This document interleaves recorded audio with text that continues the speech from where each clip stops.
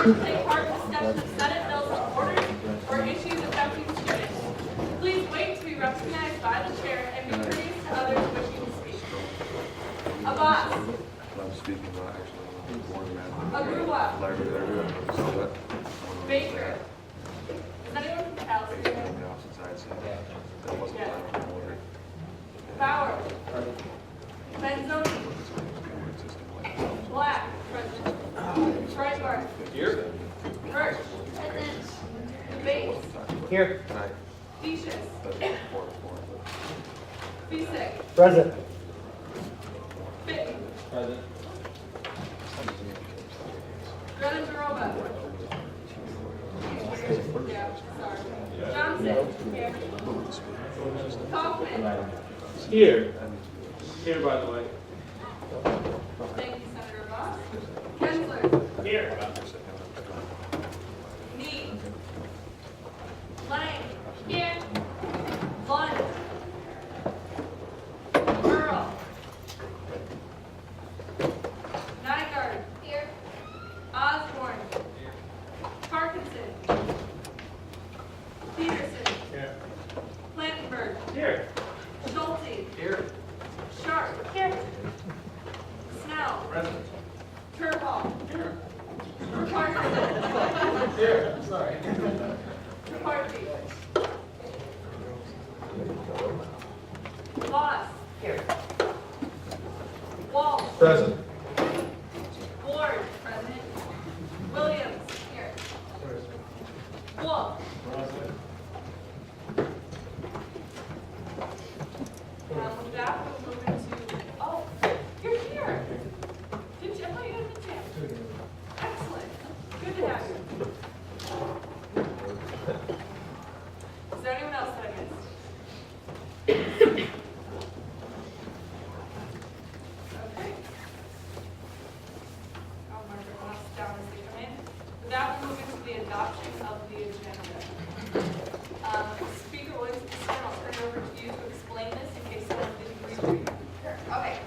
So I have decided to add this little section to the agenda. Just because I think traditionally we kind of like move some stuff around or add in bills or what have you to the agenda during open forum. And I think sometimes that confuses business with like students going and speaking in open forum or you as a student speaking in open forum. So I thought it would be nice to have this kind of platform to do as you wish the agenda. Adopting the agenda really doesn't do much to our way because it already takes a 2-minute vote to change the agenda anyways, but I thought this would be kind of a nice space for anyone to get anything that they have that they want to change during this time. It really does, you can change anything, like if something comes up later on, it really doesn't matter either, but so I thought it'd be better to do this here than an open forum. So if you guys have any questions, it just takes a majority to do this, and it's just kind of a I don't know, nice way to say this is kind of what we have approved of. It also makes the bills it makes the bills the meetings instead of just the primary author. So if you have an issue with the bill that you haven't written, you can actually move stuff around too. So do you have any questions? So yeah. So at this time, if there's any motions to change anything on the agenda or add anything to the agenda, now would be the time to do so. If not, we need to move to approve the agenda.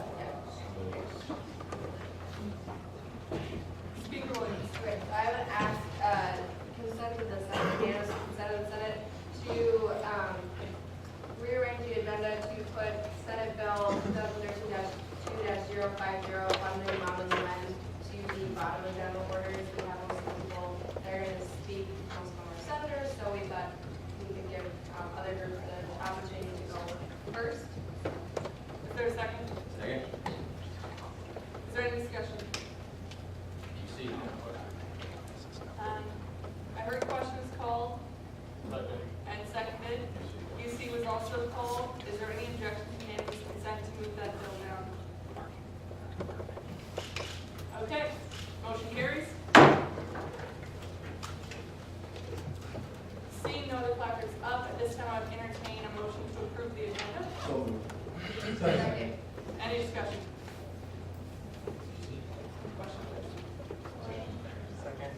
question has been called and seconded. UC has been called. Is there any objection to unanimous consent? The agenda is approved. That would move into approval of the minutes. I sent out an updated copy of the minutes this afternoon. Are there any corrections or additions to the minutes? Seeing none, at this time I'd entertain a motion to approve the minutes. Is there any discussion? Question. Second. Question has been called and seconded. UC has also been called. Is there any objection to unanimous consent? And minutes are approved. Moving into reports, Rules Committee, Speaker Williams. So rules next down in the western office space at 6:10, like usual. I sent out in the legislation packet the bills that are held in rules and anything else that's coming up actually in, I guess, first read tonight has been approved by a majority of the Rules Committee. We went over Chapter 6 and part of Chapter 7. If you have anything that you'd like to add, please always email me. If you have anything in the rules that you think should be changed or anything like that. Otherwise, these public meetings, they're actually pretty informative. And like I said, it's kind of fun to go through the bylaw, see what are, I don't know, you see some interesting rules.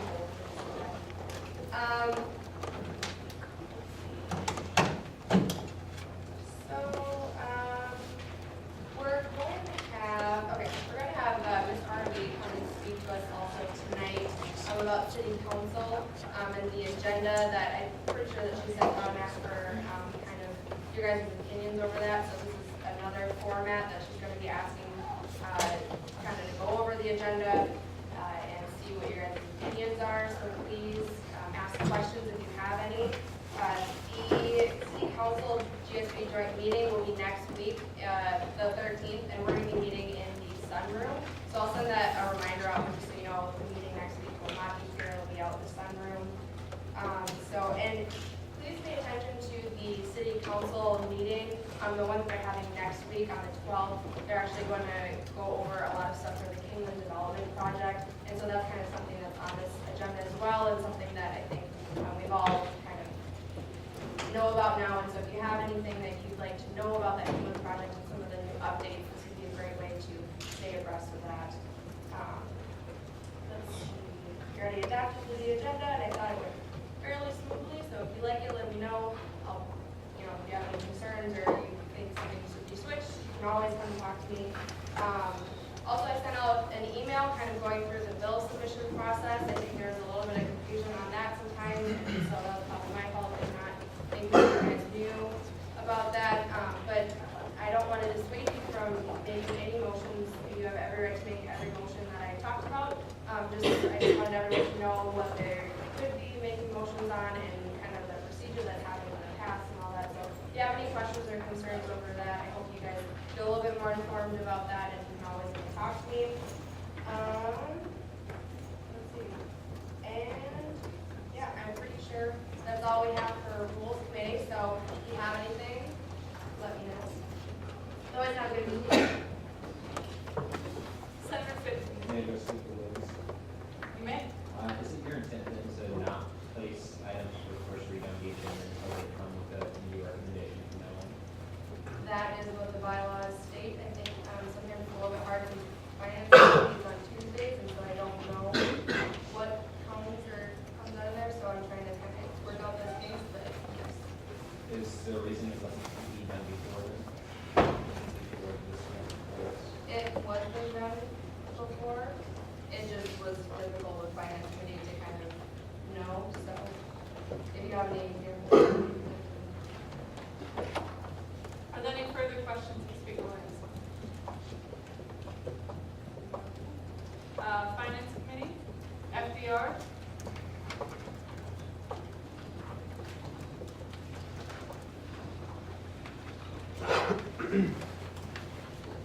Okay, Finance Committee met last night, had a pretty standard meeting. Apparently there are people. Yeah. That was Usher, yes. Anyways, so Finance Committee met last night. I did have to step out of the meeting, so Vice Chair Fitton did take over the meeting for a while and facilitated some of the bylaw review. But basically, you had the memo. I sent out the amendments that Finance Committee did make on those bills. Yeah, so does anyone have any question on the finance memo that I sent out? I outlined a little bit about what I'm working on in the future as well. So with that, I will yield any questions. Are there any questions for Finance Director this week? Vice Speaker Snell. Yeah, for the record, Dan, can you read the account balances? Yes. Senate discretionary account is $2,361.54. Capital projects is $145,537.17. Can you repeat that, please, Dan? Yes. Capital projects, $145,537.17. The events account, $42,027.08. The executive initiative account is listed at $1,287.85. And as I listed in the memo, I will be conducting the audit of that account. So you will have the results of that in the next 2 weeks. So, with that, any other questions? Thank you, FDR. Public Relations Committee Chair Bauer. All right, here on that last night, as usual, actually in the bowling alley, because the GSB office area was being used. What we talked about, focus group, is next Tuesday night at 7 p.m. So we're really looking forward to doing that. Should be a productive evening. Next, newsletter will be going out Sunday. If you are writing a letter, they're due today, so please send them to me as soon as possible for those of you who are writing articles for the newsletter. Also, if you do have projects that still haven't been submitted to me that you think are relevant to include, send those my way too as soon as possible. And then, like I said, that'll be going out Sunday. There won't be one in December since we only meet one time in December and nothing most likely will happen. So the next one will be January, so if you want to write one article for January, let me know. Yeah, you can let me know. December or whatever, it doesn't have to be fast. I'll think about it later. Lastly, just make sure you're keeping up with your outreach. They are due, your points are due by December 4th. That is our last meeting, so everything has to be submitted by then. If you have any questions, please ask me as soon as possible instead of waiting until the week before. Just a reminder for the out-of-office office hours, you can meet with a club or organization instead of going to your out-of-office office hour. Just submit it on the form, and probably like Vice Speaker Snell too, so that way, in case you would happen to check up on me, that you can be there. Other than that, that's all I have. Is there any questions? Senator Boss. Thank you. Mr. Bauer, will the Public Relations Committee continue to have its meetings in the bowling alley? No. Could the chair consider? The chair will consider that. Okay. Are there any further questions for Chair Bauer?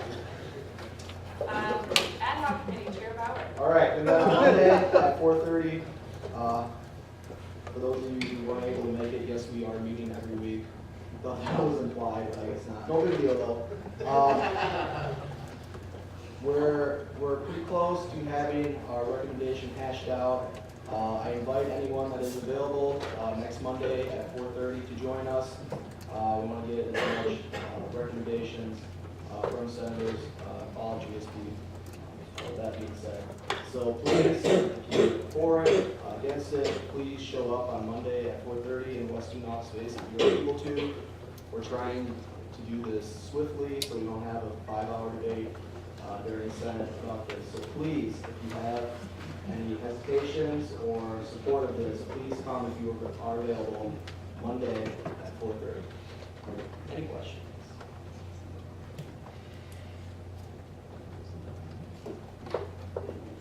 University Affairs Committee Chair Kearns. Alrighty, so we met last night at 6:10 here in EMU.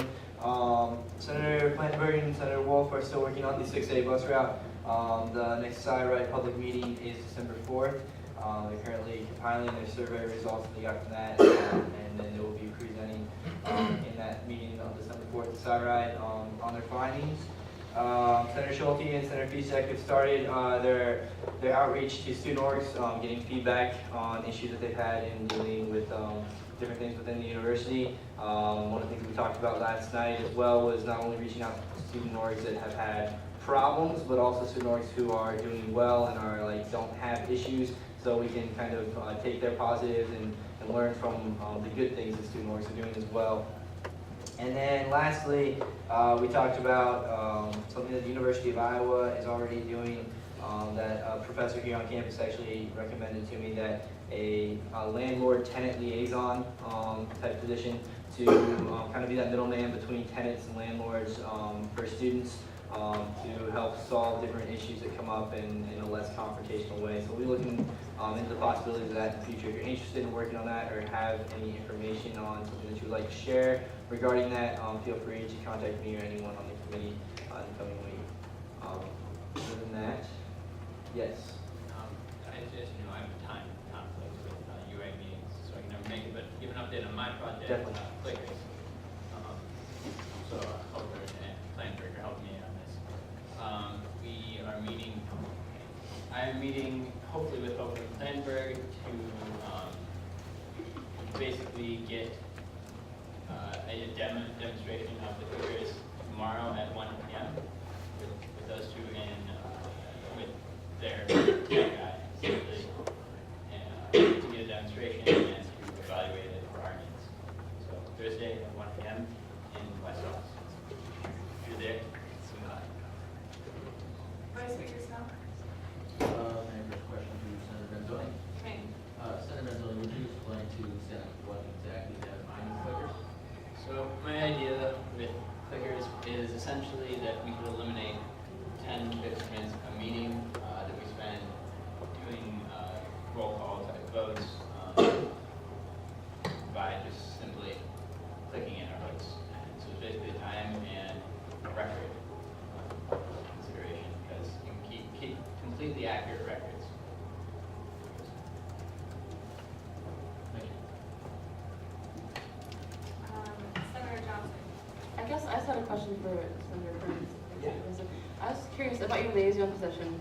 I guess I'm just wondering what the distinction is then between that and student legal services. Are you thinking more of a student position? Yeah, I guess, so when the professor brought it up to me, they said that actually GSB was working on this about 3 to 4 years ago. So if any of the older members have some information on that and want to share, that'd be awesome. I was planning on talking to you guys tomorrow. But the University of Iowa has it in place, so it's not necessarily a legal service, because I think that in their opinion, when dealing with landlords and then getting into legal things, they want to avoid that and just have it be someone just to serve as that middleman between things. Does that answer your question? Yeah, I was just wondering. Okay. Yeah, I had the same question, so. Oh, cool. Is there any further questions? Oh, Senator Kinsler? Being that older member of GSB that you're referring to, I do know a little bit about it, so if you have any questions, definitely in contact. Gotcha, thank you. Are there any further questions? Okay, Vice Speaker Snell? Thank you. This will be short again, because I sent you the letter. There is one correction note, as there probably will always be a correction. I'm not perfect. I guess a clarification. In the athletics portion of the letter, I stated that no state of Iowa funds, no tuition money, etc., including student fees, went to funding athletics program. To be clear, I wasn't very clear on that, and I apologize. There is a separate athletics fee, $63, and that goes to the fund. Basically, it offsets the cost of student tickets for us, so that's where that goes. But that only counts for about 2% of the athletics budget, so it's next to nothing. But I just want to make that distinction very clear. So I actually corrected it and re-uploaded it on the site. So the right one is out in the public. So with that, anybody have any questions? Are you guys finding it useful? Take out a straw poll. Yeah, I was just going to say that I actually do find it very useful, and I appreciate you taking the time to write that up. Thank you. Anybody have any negative feedback too, let me know here or outside. I'm gonna take it away. Senator Bauer? Anybody have any serious questions? That was serious.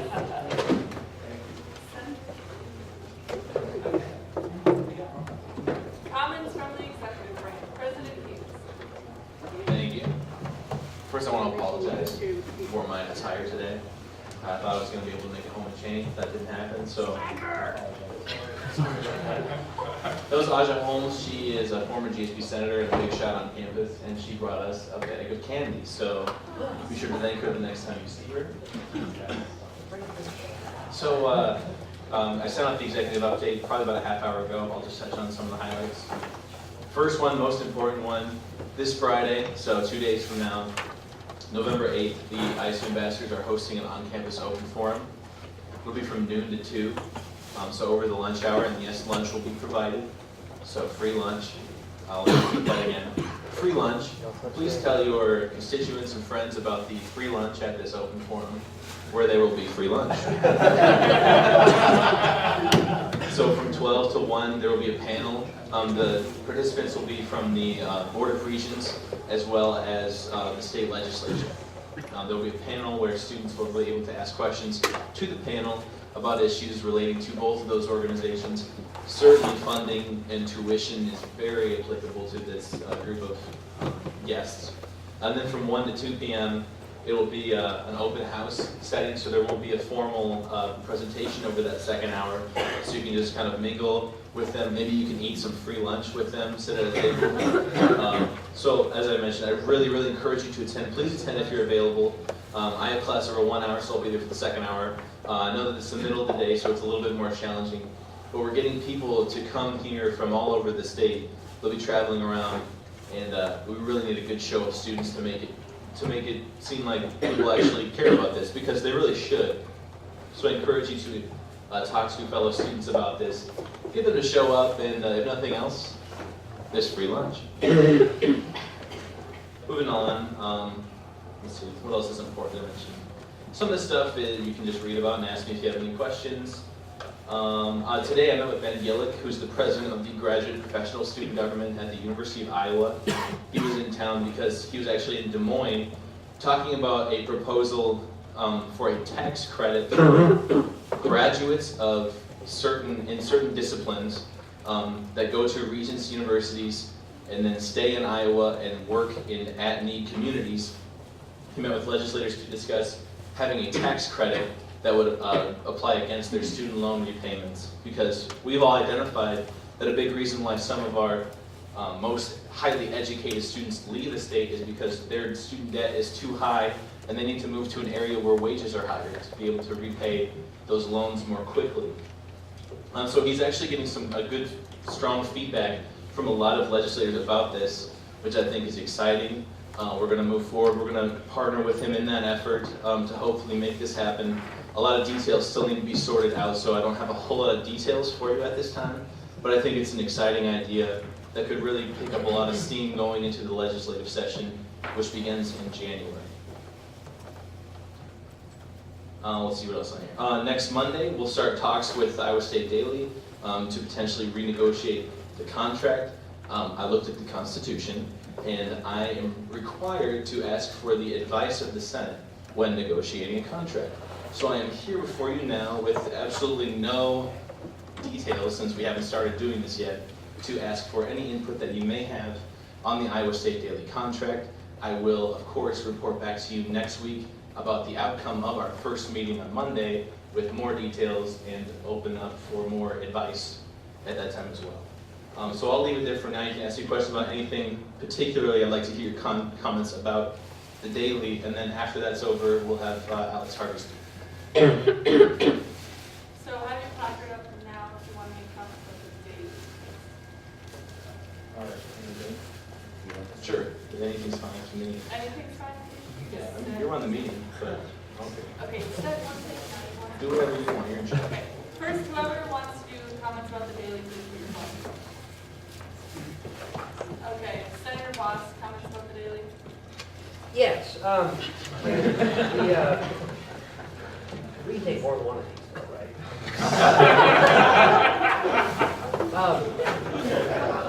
First, I guess the first question I have, Spencer, is it just you right now that's negotiating, or I didn't catch the part, did you say that someone else, or was it just you? We'll have, there'll be 4 people present from GSB at the discussion. Is that the executive? Yeah, for the most part. I guess Dave kind of Has simple. the daily been swayed though, been changing from last year? I know that it was pretty firm, it's on what they wanted to do. I don't know if they were real open for discussion on it. I know they're making meetings for it, but that doesn't mean they're open to changing. Sure, so let me get a little bit of context, I Sure. guess. Right now, we have a contract with the Daily, which is a subscription service. So student activity dollars, $110,000 goes to the Daily every year. In return for that money, which is essentially a payment, they provide 12,000 copies of the Daily on campus every day. So it's a subscription service. It's a little bit different than a student organization funding because the Daily is technically a private corporation. It's a corporation, so we're paying this corporation for that service. And they came to the SSFTC, this Special Student Fees and Tuition Committee, this summer asking to establish their own fee. They wanted to add a new fee to the list that would fund themselves because they have been running in the red for a few years now. They're having difficulties really getting the advertising money that they need to sustain themselves. So they asked for a new fee that would increase the number of student dollars they get from 110,000 380 or 330? Do you remember? 300 something. It was more than triple. 300, we'll say 350-ish, in that range. That's what they wanted. We determined that was not appropriate. But now I think that we can go back into this contract. We can find a level of funding that is more reasonable to support the Daily. At the same time, I'm looking to establish something in that contract that will hopefully prevent the same issue from arising that came up last year when the Daily wished to exclude certain members of the student body from participating on their editorial staff, their writing staff. And now their current editor-in-chief is more reasonable, I would say, and is doing okay, but there's no existing policy, so that in next year that could change. So I'd like to get that in the contract. So I'm not looking for a huge increase. I think we can do something more reasonable, I guess is the word I would use. Does that make sense? That makes plenty of sense. I to mean, me. there's really no, the Daily can't, we're, you know what, I don't really know how to phrase this, so maybe I shouldn't say it. So I just won't say what I was about to say. Okay. Yeah, a corporation receiving government money sounds like a corporation to me. But, that's a side note. Mike, thanks for the. Sure. Senator Benson. May I, Mr. President? You may. Just as, I guess, a general piece of advice is I would say, in the best interest of the student body, I would really push for something in the contract that says they can't exclude.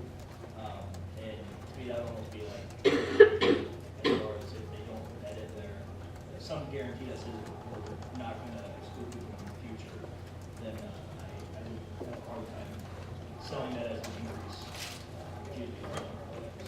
Just my thoughts. Vice Snow? Mr. President. You may. Yes, it's a delicate issue. Before I ask you a question, I just want to say that, since I obviously have a personal bias when it comes to the Daily, I'm not necessarily in favor of defunding them or anything like that, so I hope everybody takes my comment here in question, or in that context. But one of the things I would say for the record is, first, as Speaker Kensler said, let's get the bylaw thing established before we renegotiate a contract. That kind of set off a chain reaction of events that have led to now. So I think until that's settled, I don't think it's really appropriate to discuss how much money we ought to be giving them until they can tell us one way or another if any students will be excluded. The second thing I would ask is to get the Daily to once and for all, in writing, determine whether or not they're a corporation or they're a student organization. As Mr. Ross was hinting at, we can't give corporations money. We've discussed this at the SSFTC meeting. If they come down on the side of being a corporation, which I know at times they have, then it's out of order for us to give them student fee money. However, if they want to be a student organization, then that's a conversation we'd be more than happy to have. And that's what I say. Are there any further comments about the Daily? Senator Finn. correct me if I'm wrong, Dan, but the United Vanderbilt and compromise of 2013 failed, so I don't know if there are any official restrictions on for-profit corporations. Someone can correct me on that if I'm wrong. What about you? I don't believe there are currently, and I also don't believe Daily is a for-profit corporation either. So I think they're not. Any further comments on the debate? At this time, are there any questions for the president about anything else he spoke about? Senator Fitt, Yeah, Mr. President. you may. I was going to bring this up, but now that Senator East here, I'll help with the context. For the forum that's happening this Friday, is the free lunch being funded out of the Legislative Affairs or Relations account? Did we end up doing that? Is that right? I think that we initially planned on using funds from, no, that was for, never mind. Yeah, that's legislative relations. Well, Dan's looking right now. I was going to say that we initially planned on using funds from the fundraised money, but I was thinking of a different event. So for this event, it is legislative relations. Dan's confirming, but I'm 99% sure. Senator Walsh. Thank you. Did you say how much is the lunch gonna be again? Don't know. Don't know? Nope. Okay. Don't check. Less than $200. Less than $200 was the total cost of the event, including the lunch. That's as far as I've signed. Are there any further questions for the president? Thank you. Okay, thanks. Oh, you were? He was making a joke. Oh. It's a free lunch. Okay. So one last thing in this section of the agenda.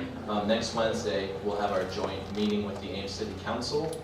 And beforehand, we like to be able to set the agenda so we have a list of topics to discuss. So our Ames City Council liaison, Alexandria Harvey, is here to kind of facilitate the discussion. So she will speak to you now. Okay, I hope you guys had a chance to think about ideas for the meeting. On the projector, I should have sent it out to you, so I'm sorry, but you can look, that's kind of what we have so far. So I'm open to adding anything to the agenda, or if you have any questions. Okay. Yeah, you can. Yeah, I didn't send it, well, I sent it out, but I didn't send out a formal copy of it. I think I sent it all, you guys should have all received it. So, I mean, I guess I can highlight what I've come up with so far, talking with Gabby and Spencer and everybody. But, okay, so number one is safety concerns. I know a lot of you guys have expressed concerns over lighting, especially in Mortensen and over by Towers and along Southeast 16th and State Street, so that's something we want to address. Also, in the Campus Town Safety Walk and also talking with police on duty, they've expressed concerns about the lighting on Welch Avenue, how we should switch from the sodium yellow lights that kind of cast shadows to LED lights. Another issue I've heard from people is a fire code that's going to be up for discussion at the next city council meeting. Another, I can't see the name, but yeah. And there's also some concerns about bike paths, so that's something we can bring up, about repaving areas that are just gravel. Notice the rental housing concerns. I know Senator Krenz is working on that. I also have all the information for that project and contacts. I know there's concerns I've heard from students about inspections or, things break down and there's no accountability to come get this fixed. And also, of course, a big thing is campus town redevelopment. A lot of people have complained about the cleanliness of it, safety, lack of parking, and then also, fourth on the agenda, Hillary added is the bike share program. So that's something important that we want to start working with the city on. So, I guess I'll leave it open for questions, comments, concerns. Senator Boss? Yeah, may I address the speaker or guest? Yes, ma'am. Liaison. I'm as you know, I'm on the Student Affairs Commission. One of the ideas I had, and this was, I had spoken to the last meeting, so not with you about, was in a lot of the housing, and I'll call some of the slum housing that college students live in, the heating bills are usually very expensive during the winter times.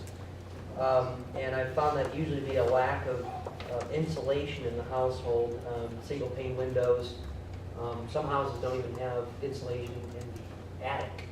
And so, as you can imagine, there's a lot of heat loss. That's one of the reasons why the furnace has to work hard. And the second concern I had is that a lot of furnaces, due to landlords not wanting to put money into houses, don't replace the. It's hard to explain the extensive amount of.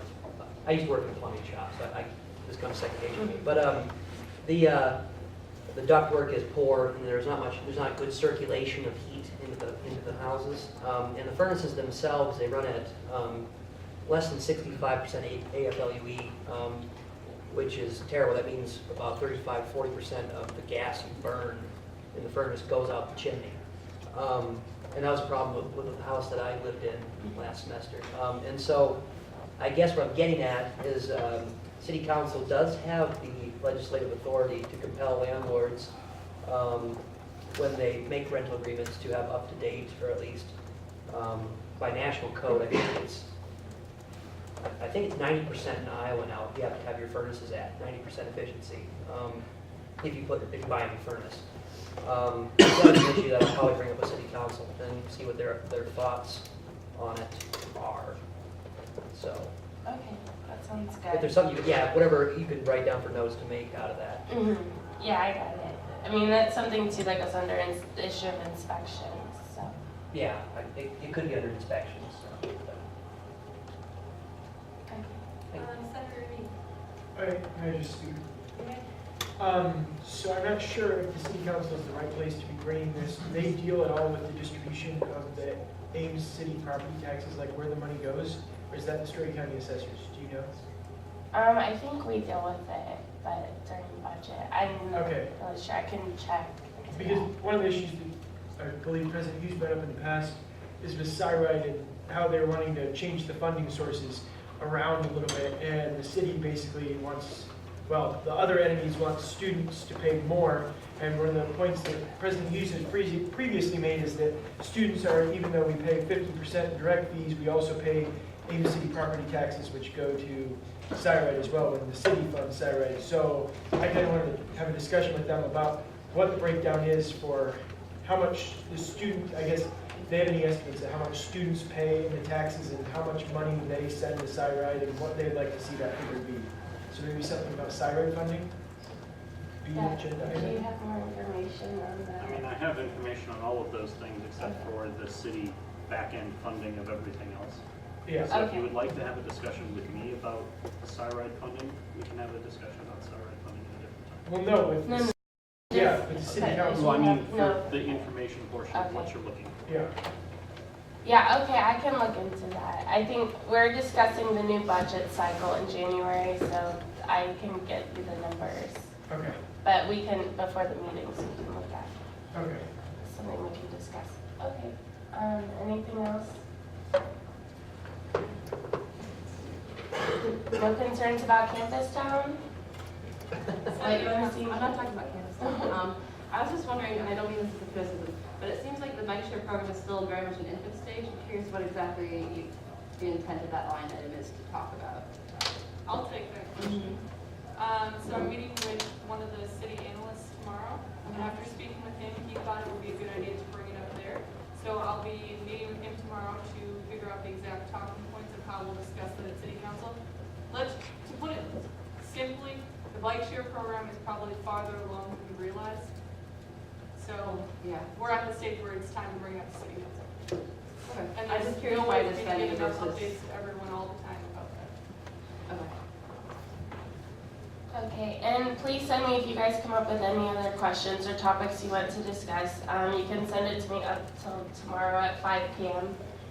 Friday at 5 p.m. I'd like to send the proposed agenda to the city council members. So, thank you.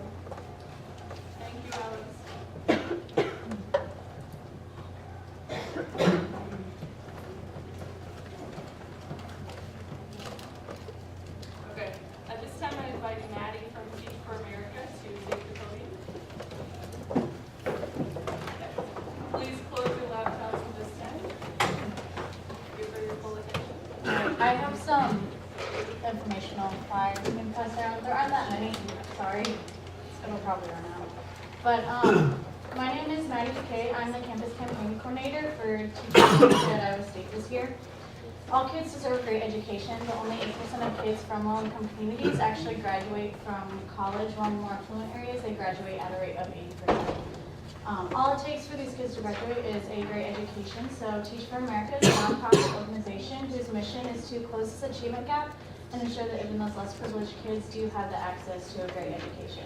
A kid drops out of high school every 26 seconds in this country. That's over 3,300 kids just today.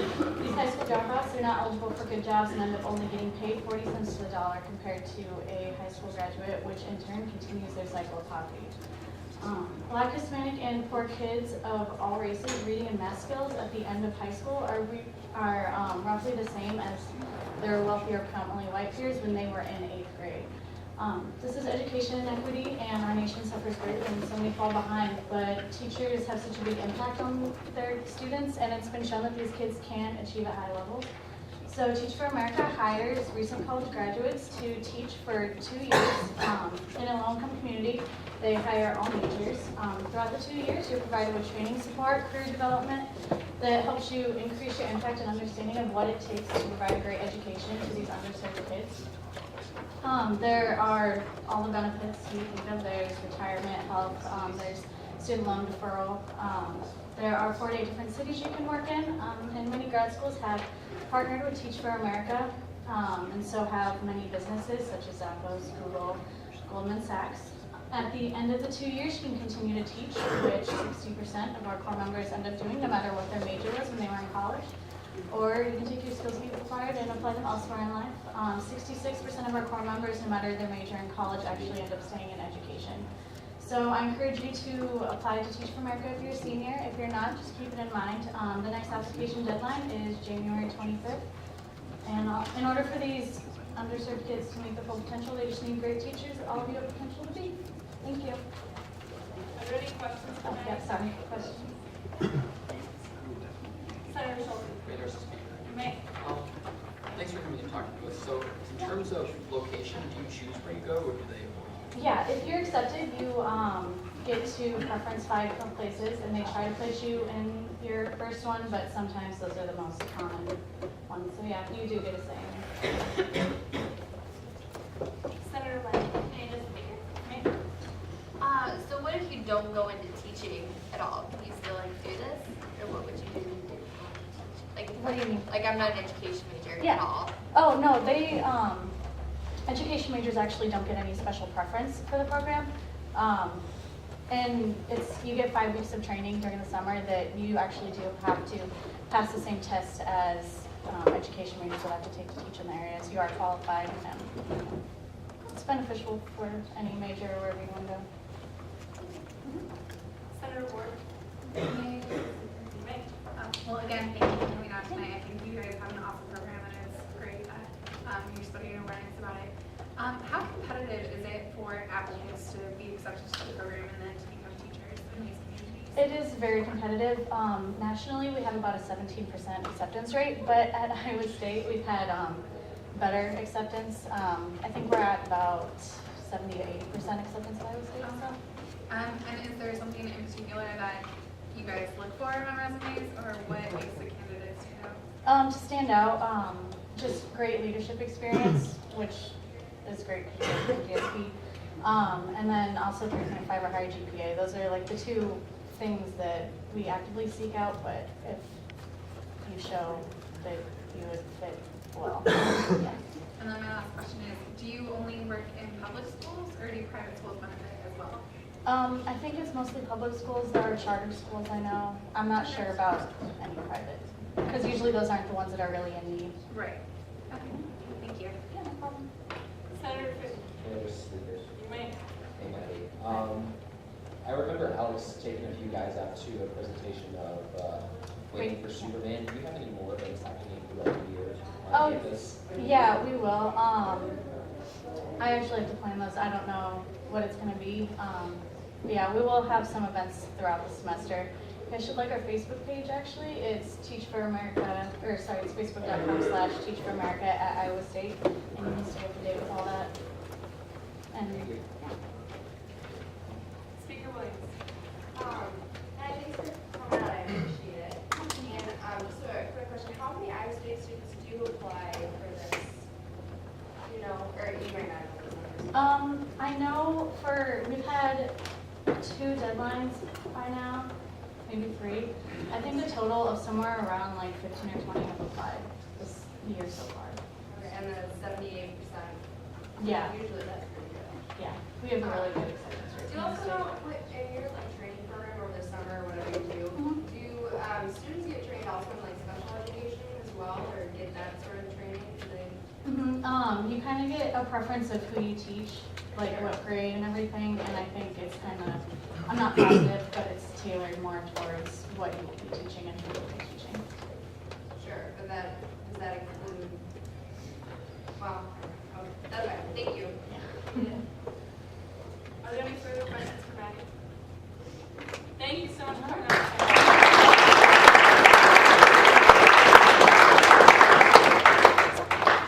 We're now in open forum, time for open discussion of issues relevant to Is that for me? Sorry, DUQ. Hello, good evening. My name is Justin Pearson. I used to sit where you're all sitting last year. Breaks my heart to not be on this year. I came to talk about, this week's actually been kind of exciting. Monday's incident on campus has kind of sparked a fire in me, as you could say. You could probably, go on and make fun of my red hair with that one too, if you like. But I'm gonna go ahead and explain my problem that I have with Monday's incident. And before I start, I should say that I'm very thankful for the acts of the police department and them putting themselves in harm's way to protect the students of this university that we all call home. So I'm not here to attack them by any means. My problem rests with the ISU alert system. And there were a few of us last year that took the...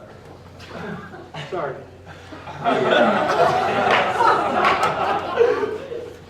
The violent incident response training. How many of you guys have taken that training? Barry?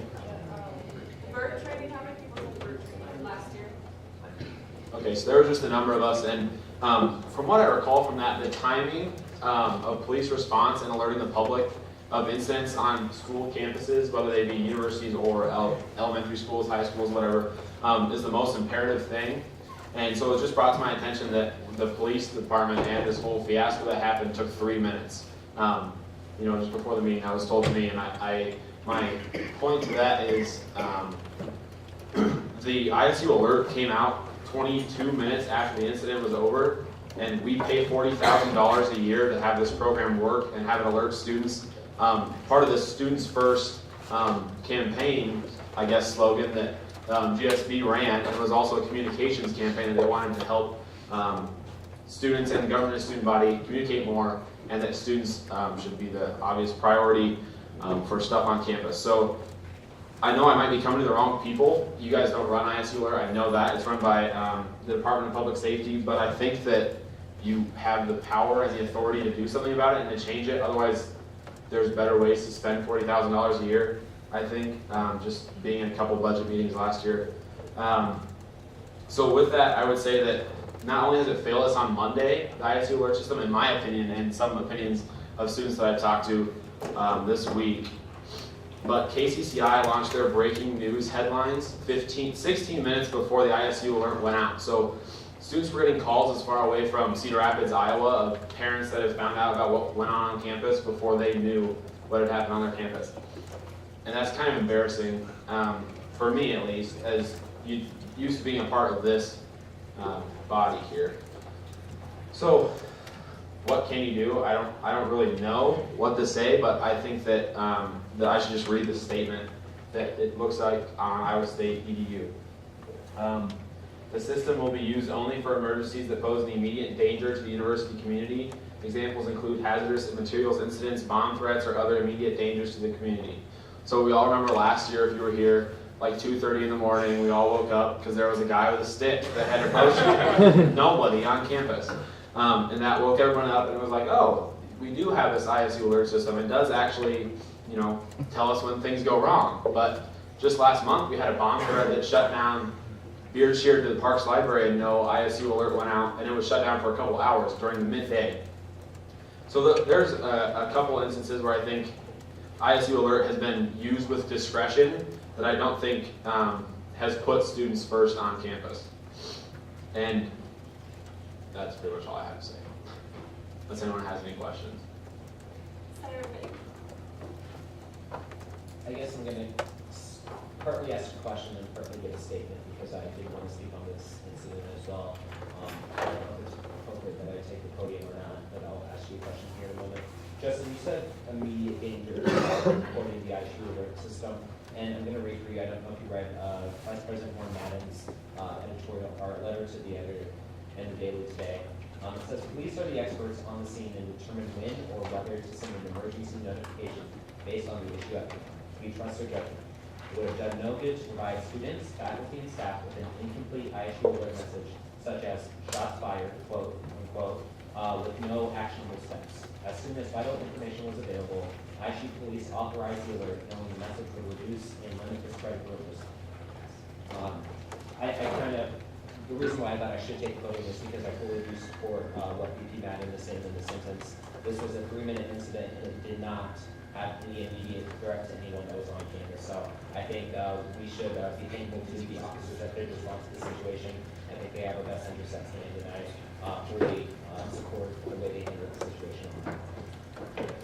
Can I speak? Okay. I agree that the officers did do their job, and I'm thankful for them as well. What I disagree with is having a manner of time in which we think that danger was there. They say 3 minutes now, but when initial reports came out, the suspect could have still been alive. Like he was shot and wounded, but he could have still been alive. He wasn't pronounced dead until until he was at the hospital. So, and I don't think it took him 3 minutes to get to the hospital from the time he got on campus.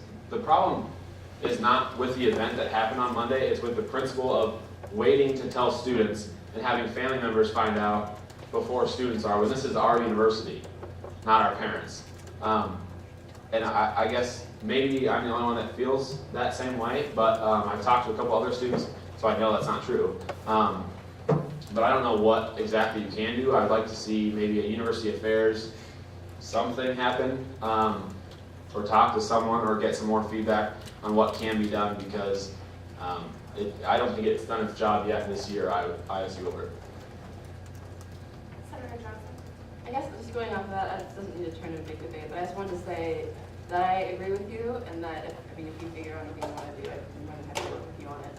But I guess my perspective is super quick against the spirit of Carrie and other people who I've heard say similar things. Is that given that some of us, heard the shots fired, I think 22 minutes, regardless of the situation, which was safely handled, which is a separate discussion. It still isn't, and I feel like in the age of Twitter, I saw probably I'm sure you have the same thing. There's plenty of tweets about it, there's this stuff. And when none of us know that it's not a shooter, I think it is still a situation where students should be informed. I don't think that it's unreasonable to expect a 160-character text to be sent out to people in the ISU alert system to prevent the panic, which I feel is true for a lot of students. It was a central campus. It's not like no one was aware that it had happened. So at that point where it's already a situation that's been happening in public, some sort of clarification would have been a good thing, and especially because clearly they thought it was worth sending out an ISU alert for 20 minutes later to say, oh, well, that wasn't, don't worry about that. So if we could have had that, closer to when it actually happened, that would have been good. But anyway, I just want to say that I agree with you, and we don't all have Senator Fitton's position. Senator Birch. I would also just be interested in maybe these discussions on ISU alert and how it works and why it works the way it does. I know that I've talked to some people about this, but I would like to know why my ISU alert went to my spam folder when every time they test it, it goes to my regular inbox. And I know I was not the only person on campus at Iowa State that had that problem. So I would be very interested in hearing more about it and maybe figuring out how we can make it better.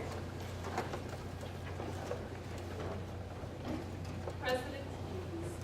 Thanks. To be honest, kind of forgot that should have talked about this. Which sounds weird since it just happened on Monday. But I think, on a slightly unrelated note, it's kind of strange how everybody's kind of moved on from Monday's incident, kind of acting like nothing happened when that's off topic. I'm going to focus on the topic of ISU Alert.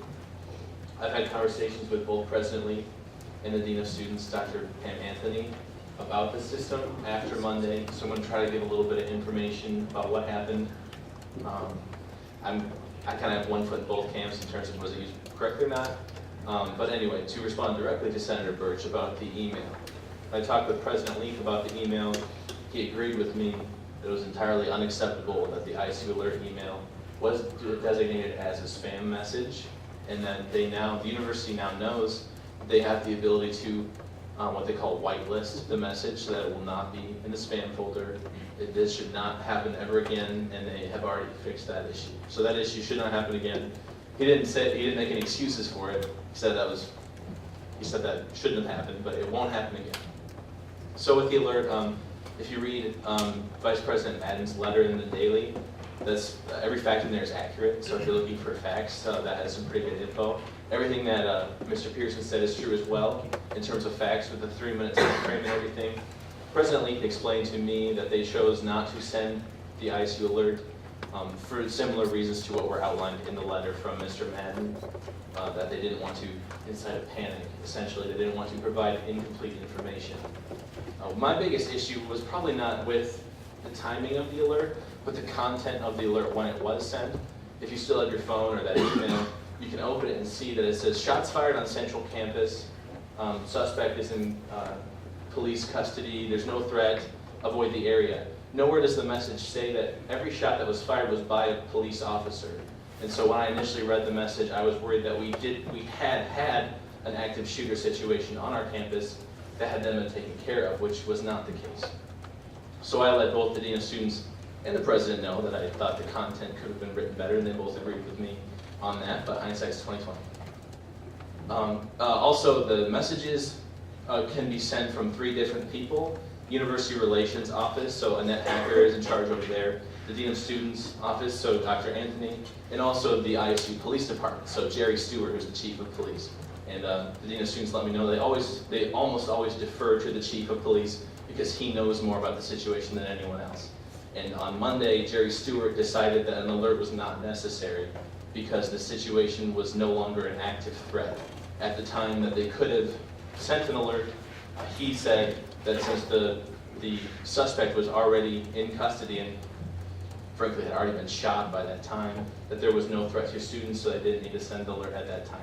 So that's the rationale behind why they did what they did. You can agree with it or disagree with it. I hope I provided some context. I just want to let you all know that I thought the content of the message was not appropriate, and that it seems to me that people do agree with that, but you can't really pre-write these messages and have them like press 2 for this situation. Hopefully they never send a message like that ever again. I sincerely hope that's true. But we need to be prepared for everything. So that's what I wanted to say. Senator Parkinson? I don't have any comments, I actually just have a question for you, I missed it, but who's the authority on the alerts? Is it Online, it says that, let's see, it says the Department of Public Safety, the President's Office, and Critical Incident Response Team and University Relations are the only people allowed or able to send notification. So it's basically.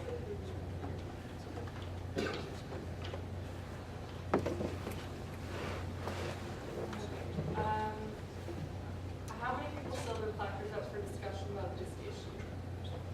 If your placard isn't up for discussion about this issue, that would be helpful if you put it down now so that I know.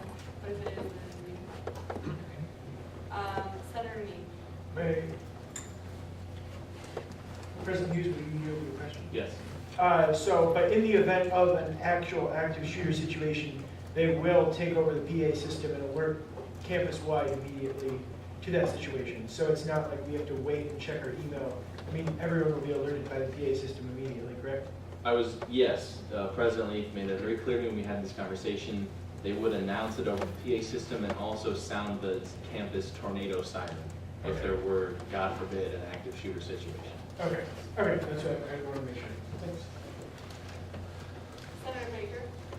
This is a question, I guess, addressed to anybody that would know the answer, but is there a certain dollar amount cost associated with each time you do send out an ISU alert? I thought I was reading something in regards to this incident, where they did mention that there is some sort of cost to it. I can't remember what it was. I'm not sure if anybody knew about that. Is it just the $40,000 for the president needs? That is okay. $40,000 for each. Senator Black?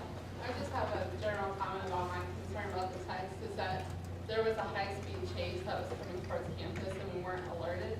And if that would have happened 20 minutes later when there's a meeting between classes, the situation would be a whole different story. And that was just my concern about the situation. That was my thought, because the alert went out at 10:52, and had the event happen, within 3 minutes of that time, either way, there would be fatalities almost surely.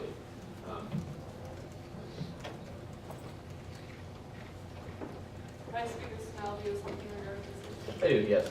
Go ahead. With respect to a couple different things that everybody's talking about, some of the concern that I've been hearing here and elsewhere is in respect to an active shooter situation, which Senator Neves just brought up himself. To make it clear to people who may be ambiguous about it, the ISU alert system is for, I think what the language was immediate threats. Yeah, or immediate. ongoing. You want me to read it? Yeah, that'd be fine.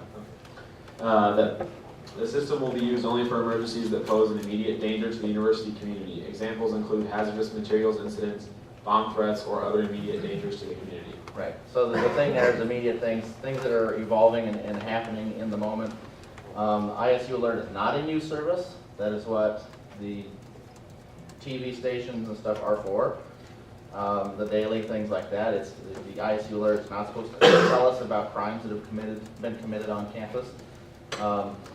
And with respect to the timing, it happened in under 3 minutes.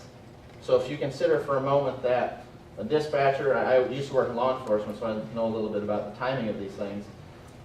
When the first reports start coming in over the radio, there's a lot of trying to piece together what the heck's going on. The last thing the police department is going to do is send out an ISU alert with incomplete or incorrect information. As Warren Madden said in his letter, that runs the risk of not just giving out disinformation, but creating problems of a different nature, like panics and whatnot.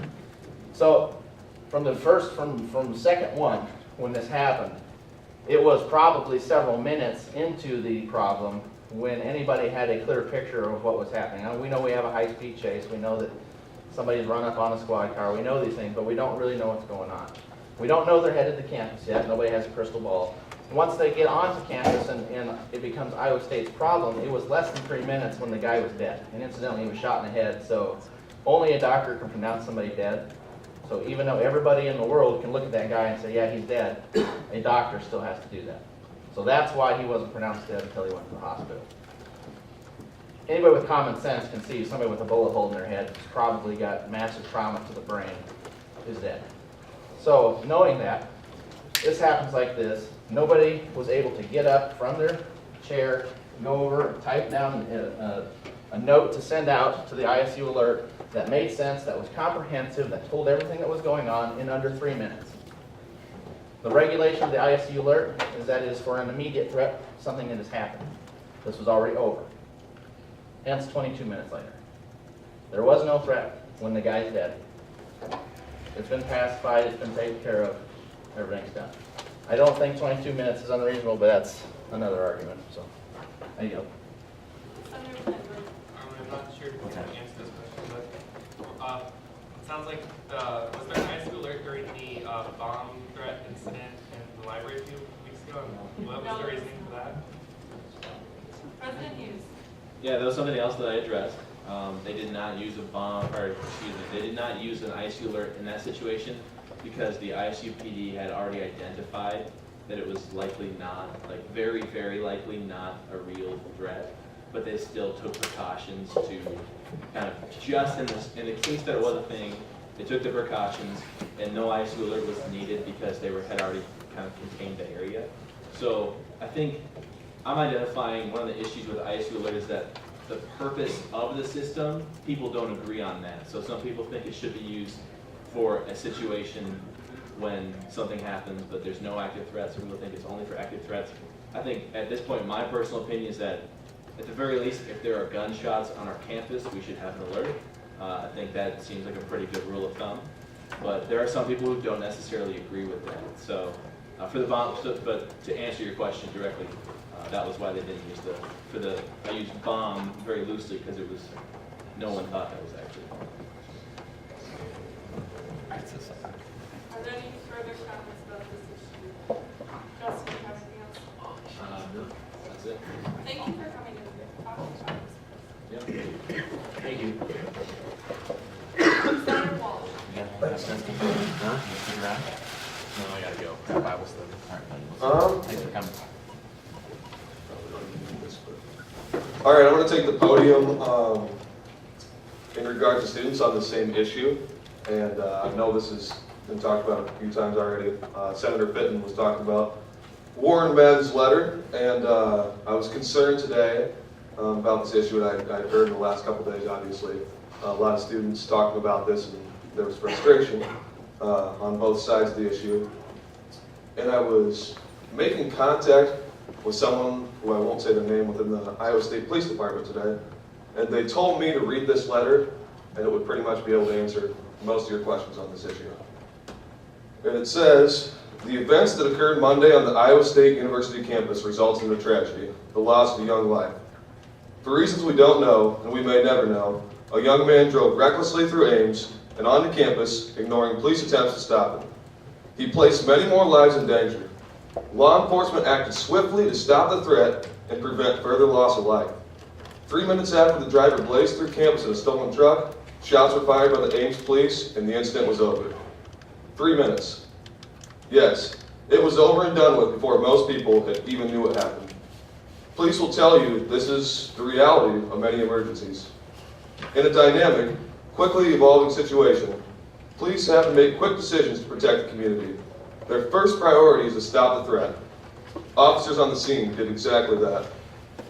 Police knew immediately after the shooting that there was no ongoing threat, but they needed to secure the area and verify that what had occurred at the scene. They needed to know what happened before they could tell you what to do about it. That takes time. It isn't a failure of the ISU alert system, as some have suggested. It's reality.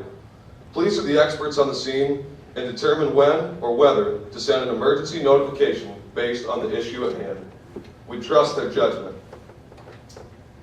It would have done no good to provide students, faculty, and staff with an incomplete ISU alert message, such as shots fired with no actionable steps. As soon as vital information was available, ISU police authorized the alert, knowing the message would reduce fear and limit the spread of rumors around campus. I fully supported this decision.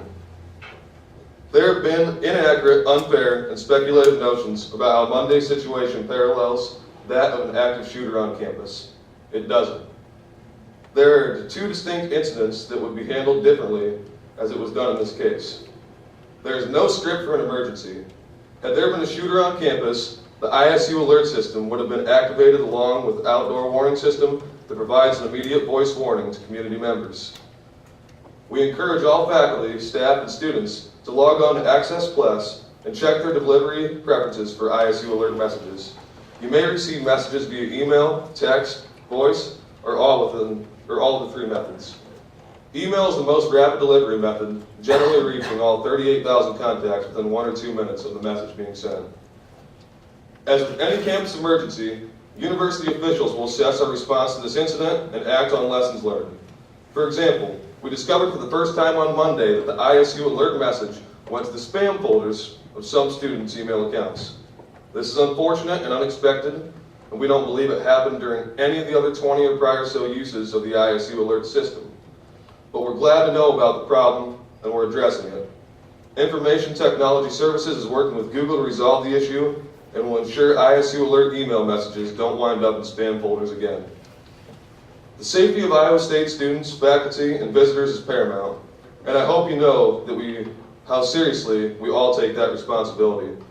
We are thankful for the work performed by our law enforcement officers, dispatch, and support staff in dealing with the situation that was thrust upon us. We're also grateful to community members who were in the immediate area on Monday and allowed the police to do their work. People were compliant, took protective measures, and spread the word to others nearby. I will not open any questions, I just want to read that. Thank you, Senator Walsh. Do you have any, is there any further business or Thank you. It's kind of hard to follow discussion on shooting, but hopefully I can probably put you in a better mood.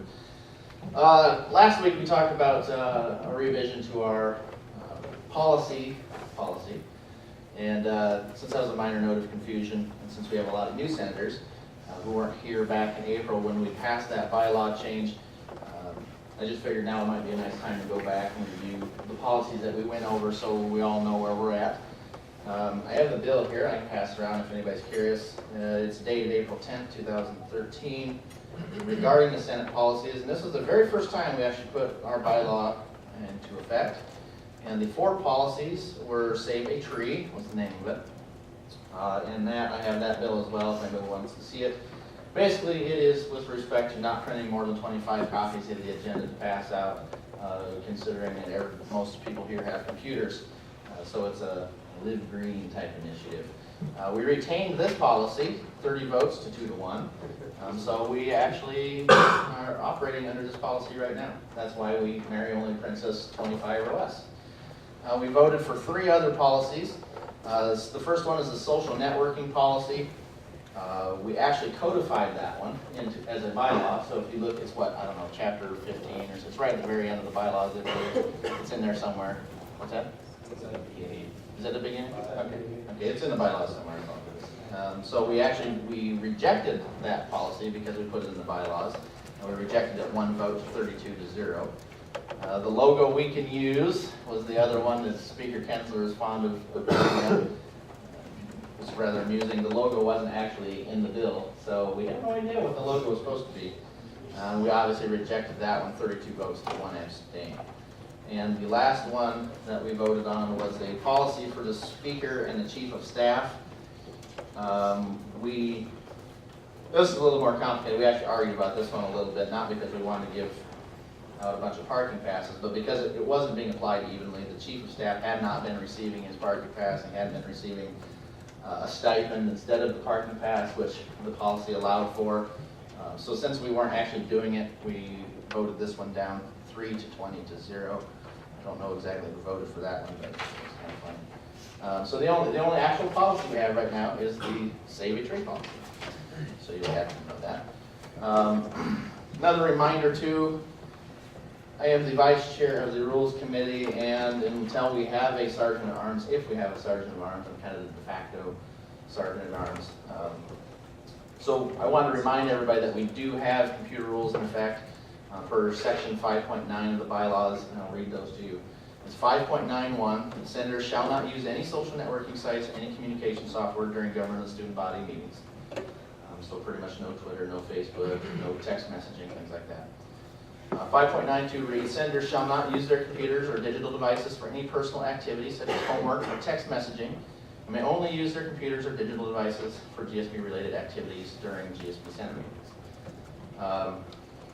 You can actually be punished or impeached, believe it or not, for violating those bylaws per section 10.3. And I know for a fact that several of you violate this policy on a weekly basis. I've seen with my own eyes some of you guys doing that. As the only senator in this room who's allowed to be on social media during the meeting is PR Chairman Bauer over there, or his designee, so he has the power to delegate. Several of you, therefore, are subject to disciplinary action at this very moment. You'd be happy to know. Isn't that cheerful?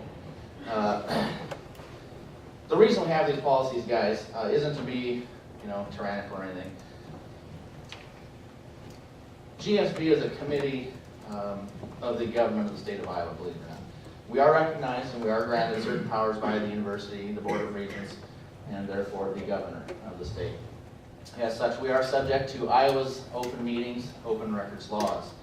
That means any communication that goes on during this meeting or any other official meeting of GSB must be open for the public record. That's why you guys can't text or tweet or Facebook or things like that. It's not necessarily public. We've got a video camera now, we have the daily here, we have somebody taking minutes, so we have multiple ways that the things that we do are made public. And then if you guys are sending messages back and forth to each other on GChat, obviously that's not in the public record. Perhaps more importantly though, what we do here is important. There's 33,241 students that we represent, and they are important. We owe it to our offices, to our duties, to our constituents to be professional and courteous and stop screwing around on our computers, frankly. Only for a few hours a night. So the moral of the story is, guys, I'm asking you this as a personal favor. Please don't put me in a position where I have to turn you into the Rules Committee. I view all of you as friends. There's nobody in this room that I have any animosity towards. So I ask you as a favor to respect me and not put me in a position that I have to enforce the rules. So let's keep that in mind. Enough of the gloom and doom stuff. I want to make a couple comments over some of the things that happened last week and some of the things that have happened over the course of the week that I have encountered in many discussions with you in the last 7 days. Last week, as we all know, we had what I feel was quite possibly the best debate I've ever been witness and party to at a GSB Senate meeting. I know I said that last week, but y'all came to the meeting last week with an open mind. And together we gave the matter of the executive compensation a high level of scrutiny. My request of you early on in the meeting to accommodate one another with respect, extra speaking privileges, and extended debate time was honored, and I thank you all for that very sincerely. I think we can all agree it went very smoothly for those 2 hours. We were passionate when we needed to be, we were sober and detached when we needed to be as well. And Vice President Kletcher is owed thanks to her for her role in conducting the meeting in an exceptionally helpful and conversational way that allowed us to truly talk with one another. Past month or so of the meetings, a lot of people are kind of thinking that we've been really gelling and we've been having a good time. So I'd take this moment to thank Hillary for her conduct of the meetings. If you haven't noticed, traditionally what we've done is gone round robin. Whoever puts their placard up first gets to go next on the list. When somebody makes a comment in the past month or so, I'd say that maybe Hillary's 5 weeks or so that Hillary's been doing this. Somebody makes a comment, somebody shoots their placard up, or it's clear that they want to speak. Oftentimes Hillary will go right to them, and then that person can have a conversation. And we've all seen this bear out. And I think that this ability to converse rather than make sound bites around the circle has kind of helped make our debate better. So for Vice President's role in that, I thank you. Despite what was a victory for some personally, a political victory for the Senate, and a fiscal victory for Iowa State students, we have nonetheless hurt personally some of the members of our own organization, and I don't just mean financially. Sadly, the political arena is a space of action like no other. As I've said before, every single one of you in this room is my friend. Some are better friends than others, that's true, but it is the truth, and no one here do I view with any animosity. We're all family, and I care for you all. However, as I've also said before, at 7 p.m. every night, when that gavel strikes, kind of like how Cinderella's carriage, turns into a pumpkin, we go from being friends to colleagues. We're here for business.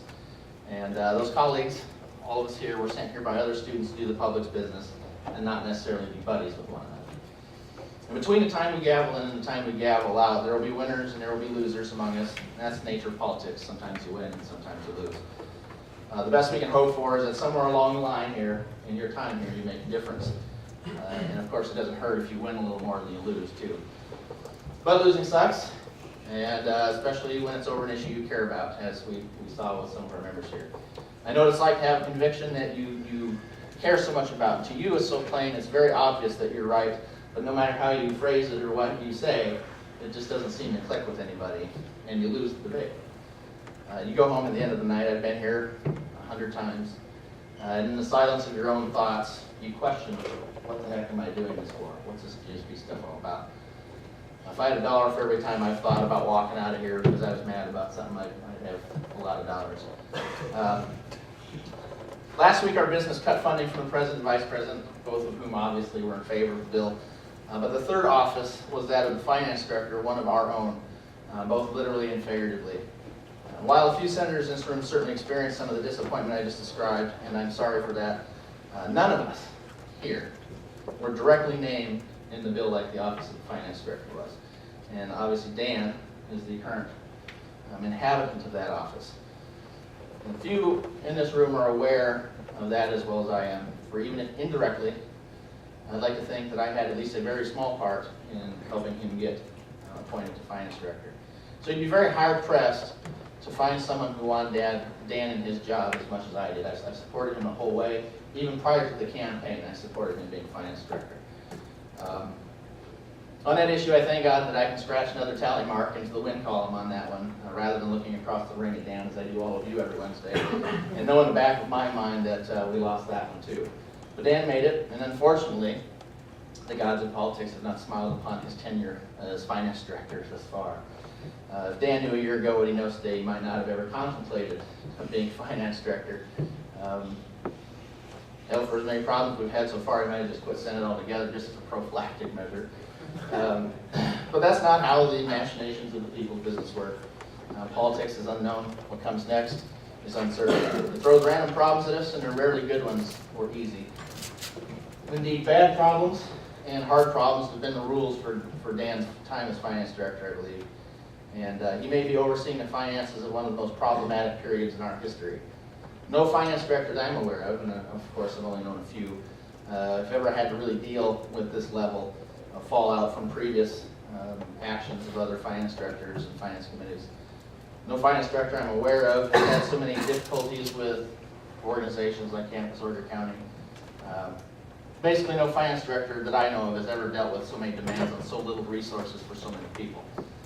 And despite all this, what must certainly be a tumultuous and anxious undercurrent within, Dan has remained rather imperturbable on the outside. He's been lucid in thought, inspired in action, and managed to assemble what very well may be the best finance committee that anyone's ever seen, even with some of the threats that we're facing looming large over his head. And I'll share something with you now to get back to the point of last meeting.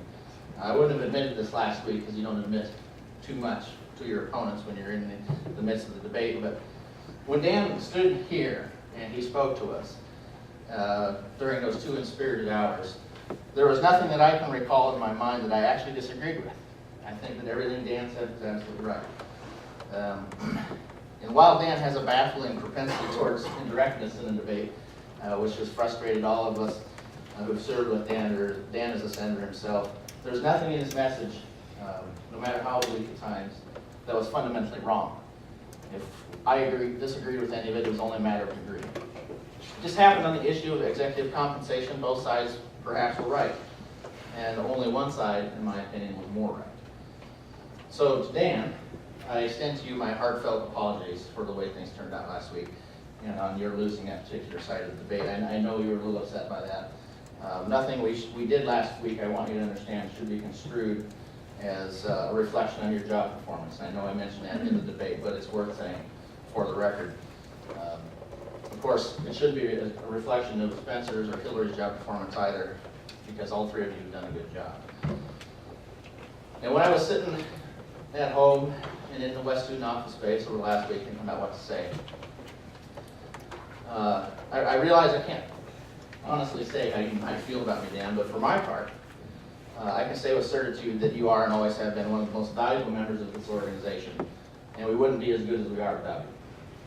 And while we've been at odds before, and we almost certainly will be again, I swear as a man who loves this political game that I find few adversaries as excellent in his work as you. There's no one else I want more to have your job than you. It is my honor, and I think it is all of our honor, to serve the students of Iowa State with you, and thank you for all you do.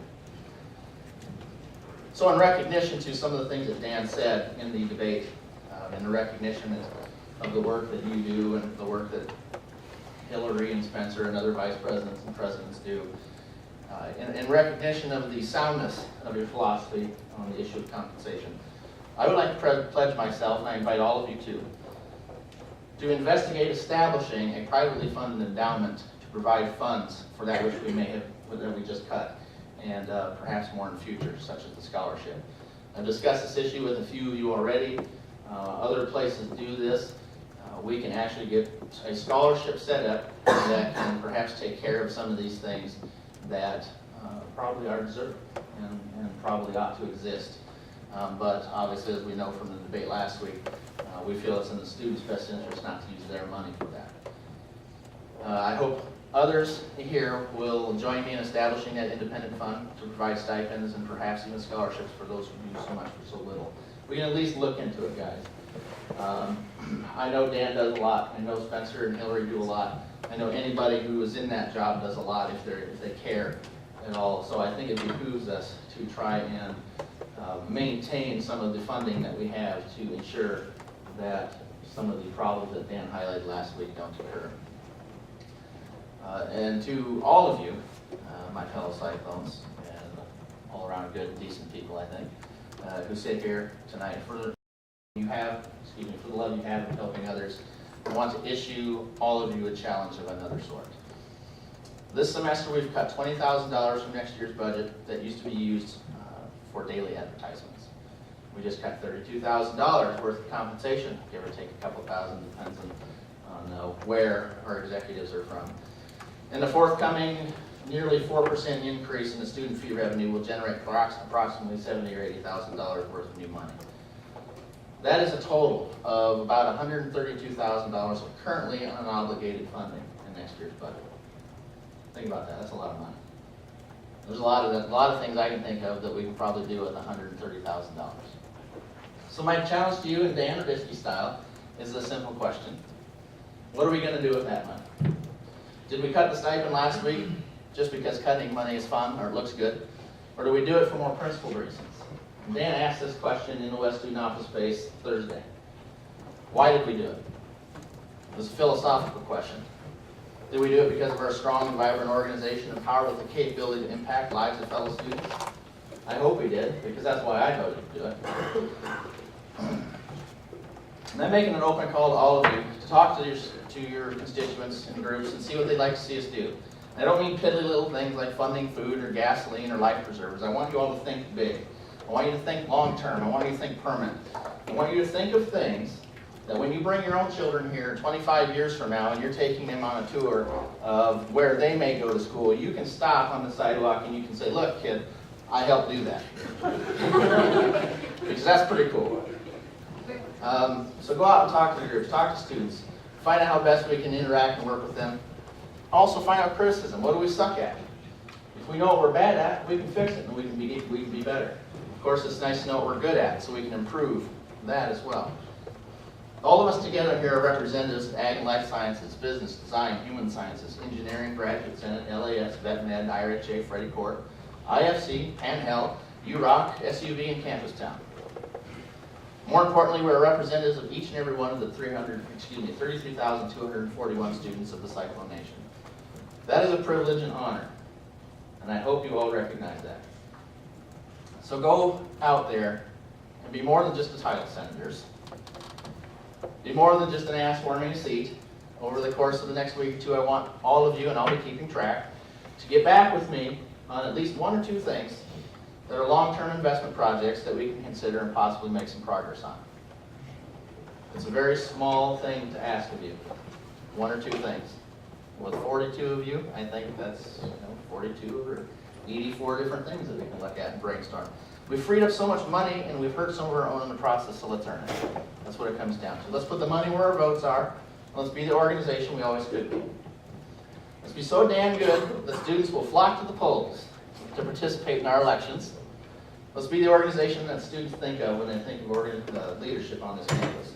Let's be that shining organization on the hill. And in closing, when I was thinking about this, since I'm a politics and history guy, I was reminded of something that George Washington had once said to Benedict Arnold. The context of it is the winter at Valley Forge. And in December of 1777, after being driven and harassed across Jersey and into Pennsylvania by General William Howe, Washington encamped the 12,000-man Continental Army there in that little clearing in Pennsylvania called Valley Forge. The winter had already set in. It was already December and it was already cold. The weather was terrible. They had no shelter. They brought no food.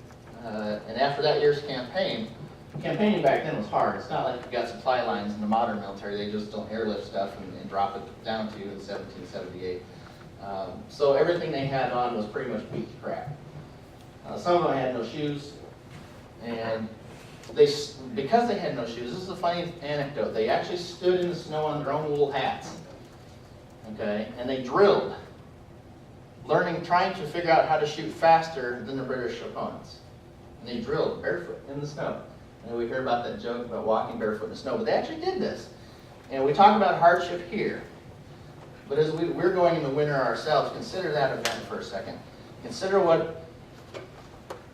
that the members of the Continental Congress reported back the condition of the Army, which was pretty piss poor, and they very nearly fired George Washington for the poor state that the soldiers were in. As we know today, of course, they didn't fire him, and their perseverance ultimately led to victory.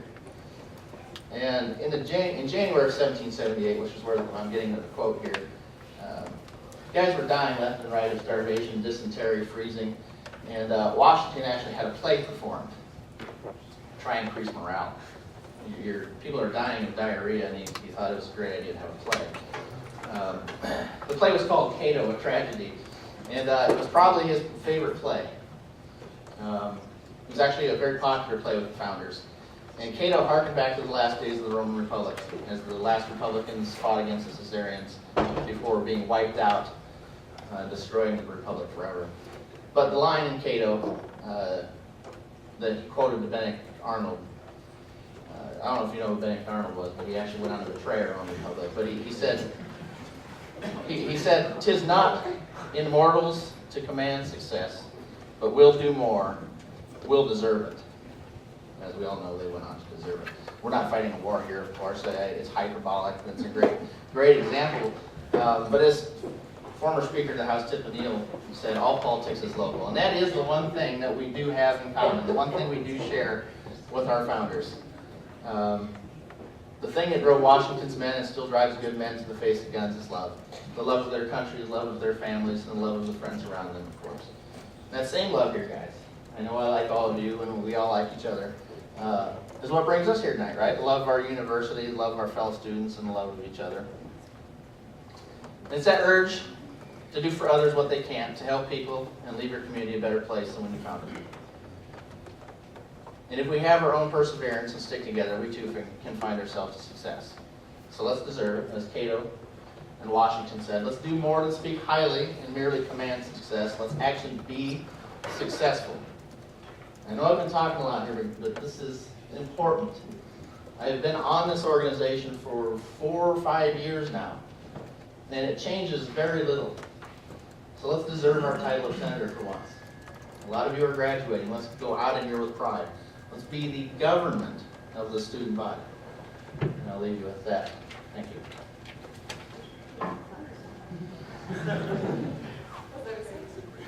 Anybody want to ask a question?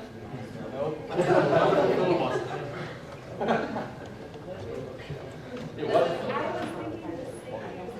Senator Parkinson? Vice Speaker Snow, are we going to have a test after that? Yes. It'll be next Wednesday, though, so feel free to study. Mr. Ross? Benedict Arnold, second. Well, I have no questions for Senator Snow to speak after it's the same as. Does anyone else have any questions for Vice Speaker Snow? I do, actually. Senator Johnson, yes. Okay, yes. May I have just a question, Vice Speaker Snell? You may. Order, please. So, near I came back about 15 minutes ago about the private scholarship. I looked it up later. I'm actually going to. I'm curious. But anyway, so where are you planning to get the money from in this case? For the scholarships? You're going to have a private endowment. Where are you thinking of looking for that funding? We actually have an organization that in about 5 years raised $1 billion for things like that. It's called the GSB Foundation. Okay. They would be a great resource to start with. GSB actually already has a scholarship program. It's called the Jack Trice Scholarship, and we actually have already partnered with the foundation to fund that scholarship fund. We also have funded it as well. So it is a long-term endowment. I don't know, maybe we do fund it annually, but I don't think we do. I think it's just been one, no, we don't. It's been one lump sum of money, and from the interest, we give out scholarships every year. There's nothing saying that we can't do that to replace some of the things we've cut last year. Nothing saying we can't have a room and board scholarship for the executives. Nothing saying that we can't have a tuition scholarship for the executives, which would further further cut more money from our budget if we can establish this fund. So if we can accomplish that, and I don't think anybody's against that, that would be even more money that we can cut the student fee dollars don't have to go towards, because it was another, I don't know, $50,000 or so in tuition, and a lot of that is held in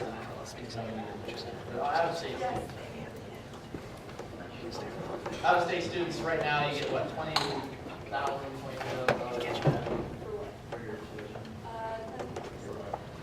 That's a lot of money. So if we can have a fund that can fund some or all of that, or at least offset some of the costs, I think that is absolutely positively something we should investigate. I think it's responsible. If the option's out there, we should look at it. Okay, that's all I wanted. Thank you. Senator Kinsler. This isn't a question more than a comment. I think we still have groups here, so this is great discussion and all, but I think maybe we could go outside. That's fine. Yeah. Give me one or two ideas, guys. That's all I have. Is there any further business or open forum? Senator Boss. Can I give it in closing announcements? You sure can. Okay, I'll do that. And with that, we are on Senate Order 2013-2-057SA, the Billiards debt contract. Title Billiards debt contract, that's, it's a group here. Go ahead.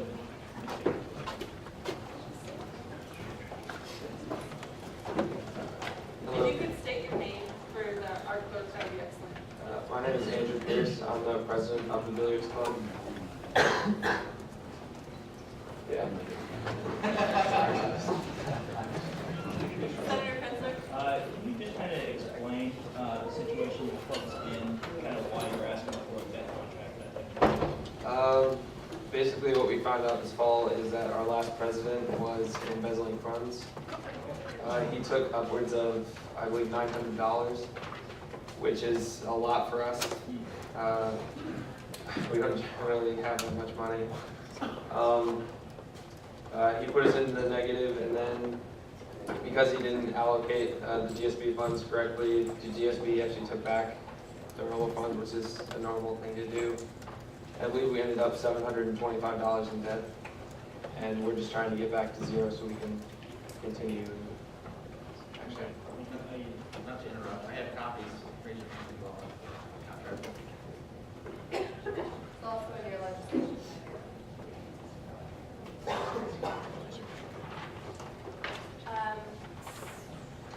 Senator Dean. I just speak. Has this person graduated? I am not aware of whether or not he's graduated. I know he's no longer with the university, though. Okay. I'll address my questions later on. Senator Boss. I guess, could I address a question to the finance director? Yes, Mr. Director. Yes. Will you take the question? Yes. Okay. Now, again, it's more so just to help explain to new senators who have never seen a debt contract, if you could do, if you would, explain to them the formality of it. I don't know if they're not alarmed voting for this. So you want me to explain what a debt contract is? You could just, in short, I guess. Okay, so if a student organization need fund goes into debt, the student organization accounting office through various circumstances, and the finance committee and finance director feel that it is appropriate for the organization to enter into a contract with GSB. We will write up one of these. It's basically a loan. It's written up in terms that look much like a loan. We call them debt contracts because we don't give people loans. We fund them to get out of debt and they have to pay it back.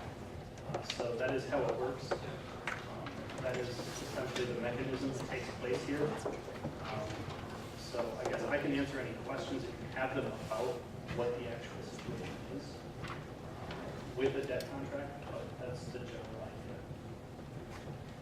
idea. And a question for you, Andrew. I know I talked about it at the LAS Council, but you didn't have any information on the apprehension, or whether they are pursuing, the police were pursuing, the embezzlement of your funds. I know that it is an open investigation. That's the extent of my knowledge. Okay. With that, Senator Johnson. I just wanted to mention that there's, unless I missed everything, but I think it looks like there's a typo on mine, 56, okay. Speaker Williams. Okay, so the finance committee amendment, which actually changes, I believe it says men's volleyball club in 56, if that's what you're referring to. And so this changes this to the billiards club, as well as adds another semester, correct? Yeah, to their payment, so they have another semester to continue to pay. That's it. I believe it also changed the total to 145. You changed the amount per semester because it changes the numbers. So, since the finance committee amendment, we do not need a second. We're now discussing the amendment only. Question has been called and seconded. Unanimous consent has been called on the amendment. Is there any objection to approving the amendment? The amendment is approved. We're now back on discussion of the bill as a whole. Speaker Williams is still in court. Did you guys explain, I mean, this is unfortunate what happened. Do you guys have any, I mean, this is kind of a lot of money though too, do you guys have any plans for fundraising or how you intend to? Yeah, mainly our funds come from our dues. It's a $40 per student due for the entire year. Right now we have $255 for this semester alone. And then next semester we're planning on doing a couple of different fundraisers that we already have in the works. Senator Meade. There's a question by Mr. You may. So, I haven't come across this scenario before, but do you know, I just feel like the group's being, I don't want the group to be punished here because an individual in the past decided to embezzle. So the group, they're now under this extra burden to pay back this money. If the ISU police or whoever's investigating does recover the money, is that going to go, will that go back to the group or will that come back to us? Or do you know what's like the protocol for this? My understanding of what would happen is that it would go back to the organization and in terms of probably sent to us in order to repay said debt contract, is my understanding. Okay. Okay. Whether that's the actual scenario or not, I'm unsure. So that's really not something I've been in discussions about. So it's also not a situation that's arisen for us. I have no experience with that, but I would expect from my familiarity with the funding systems at Iowa State that probably would be implemented. I just didn't want them to pay us the $750 and then if they recover it, we get $750 and I would rather see that money go back to them, so. Okay, that's all I have. Good. So to give a better background on that, the reason why they're in debt is because the funds weren't spent according to GSB amounts. This is probably a reclaimed funding amount as well, partially. 300. Yeah, so at least part of it is because funds were reclaimed from the organization. So not that that has a whole lot of effect on it, but I know that you understand kind of how that system works. Yeah. All right. Sounds good. Thank you. Senator Brightmore. I was wondering if you go down to line 129 and 139, because I think I found another typo, but I wasn't sure if it was covered in the 129. Okay, it is noted, it says volleyball club here on the sheet as well as on our. Sorry, it's corrected everywhere. Okay. Senator Boggs.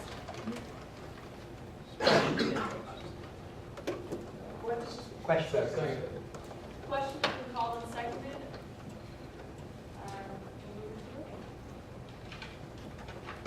So if you would like to accept this debt contract, you will say yes. If you would not like to, you will say no. And if you have bias for any reason you don't want to vote, you will say abstain. Abbas. Yes. Abdullah. Yes. Baker. Yes. Bauer. Yes. Renzoni. Yes. Black. Yes. Breitbart. Yes. Birch. Yes. Doherty. Yes. Debates. Yes. Deschus. Yes. Deason. Yes. Foley. Yes. Rennerova. Yes. Johnson. Yes. Kaufman. Yes. Henson. Yes. Kearns. Yes. Dean. Yes. Lang. Yes. Lodge. Yes. Lund. Yes. Merle. Nygaard. Yes. Osborne. Yes. Parkinson. Yep. Peterson. Yes. Lindberg. Yes. Schulte. Yes. Sharp. Yes. Snell. Yes. Turhall. Yes. McCarthy. Yes. Voss. Yes, sorry. Walsh. Yes. Ward. Abstain. Williams. Yes. Wolf. Yes.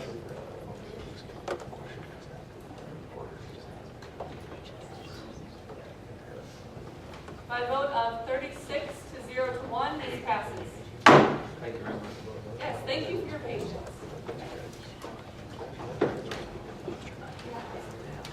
Vice Speaker Snell just asked me if that was a dig, and I said yes, absolutely. We're now on Senate Order 2013-2.051, and Senate Bill 2013-2051F, funding Sir magazine.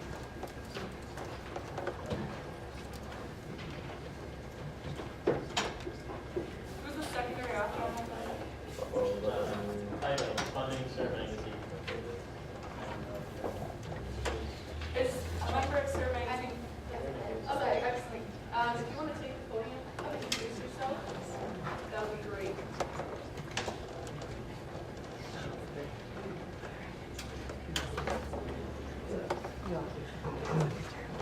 Okay, hi, I'm Emily Herkenoff, and I'm the treasurer for Sir Magazine. Can you spell your last name for us? Yeah, HERKDNHOFF. Thank you so much, Emily. So maybe just give a little context about what the funding is for. Senate, is that okay? Is that what you want? Yes. Yeah, the funding is for the printing of the magazine for this fall semester. Okay. We're on discussion of the bill as a whole. Senator Lodner. I guess I'm just kind of curious why ethos is in the middle. Or is it, yeah. That is In the second definitely, whereas, it's definitely a typo. Okay. Would you like to amend that? I would like to move to amend ethos. You got it. Yield to Senator. At this time, no, yeah. At this time, I'm going to propose finance committee amendment for this guy, and it is changing, the second whereas clause where it says Sir Magazine, and it also changes the title to transferring funds from the events account to the Senate discretionary account and funding Sir Magazine. It also creates another enacted clause that states that $3,300 be transferred from the events account to the Senate discretionary account. This is all here. It's also in your finance memo that you received, the edited bill. And I'll yield the time, but I'm assuming that finance committee will be explaining enacted clauses as well as the title change. So, do you guys have any questions? Do you want me to repeat that, or?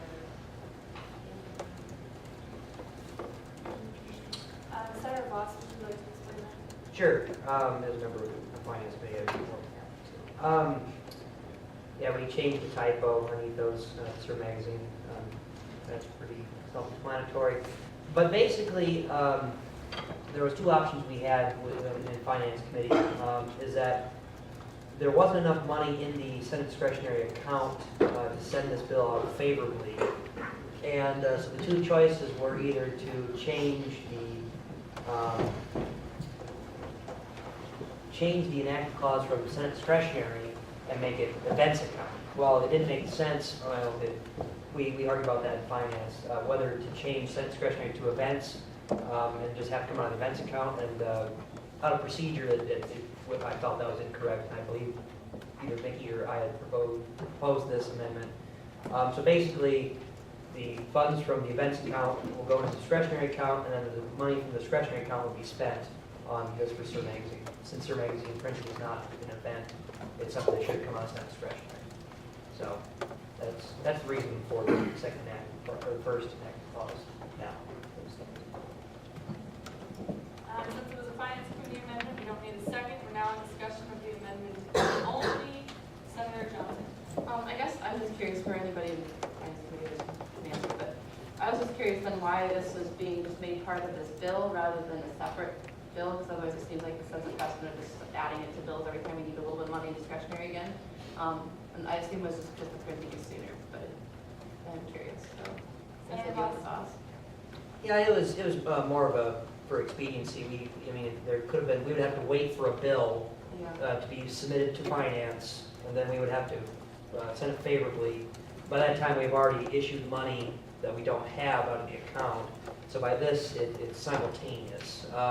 Generally, we haven't been running into the issue of running the Senate discretionary so low. That has been one of the issues that we've been having with the funding that we've had so far. And this is actually these are the symptoms of the problem of what is happening right now. So that's what I have to explain. Okay, so I guess then too, is someone on the finance committee's intent to be transferring more money to the discretionary account in general, or no? I guess we can still do it. Yeah, there was a bill that moved over about 5,000 extra with, is it soccer bill? Okay. And we've been apprehensive of draining too much money out of the events account because people do come here in large amounts out of the events account, and they'll be quite unfortunate when they find out we blew it all, and, from moving over to the Senate discretionary. So that's why it's been littler amounts, not large stacks of money we moved over, I guess is the way to put it. So then how come out of events rather than capital projects? There's probably good reasons for all these questions, but I don't know them. The state of the capital projects account at the beginning of the semester was the reason why defense account has been primarily used. Okay, but how come now then, I guess? Because the state of events account was not completely planned for, and there were previous plans to move part of the money elsewhere. So that was a lot of the previous discussion on the event, or on the capital projects. Senator Lodge. In the first enacted clause, I think it needs to say, and be it also enacted, or am I wrong? At the end? Here. Yeah. Say comment and be also enacted. So I guess I move to make that amendment. Yeah. You change it down to bill? What? Yeah, it'd be an amendment to the amendment. Yeah. Is there a second? Second. Point of information, sure. What does this be finding amendment to the amendment? Is that just- For the amendment, it's the same thing. It's still amendment. It still should be It's changed. still, So, okay. no, it is still an amendment to the amendment, and it was treated as such. It is improperly moved and seconded to amend the amendment. Second. Question has been called and seconded. UC. UC has been called. Seeing no objection to UC, the amendment to the amendment is approved. We're now back on discussion of the amendment as a whole.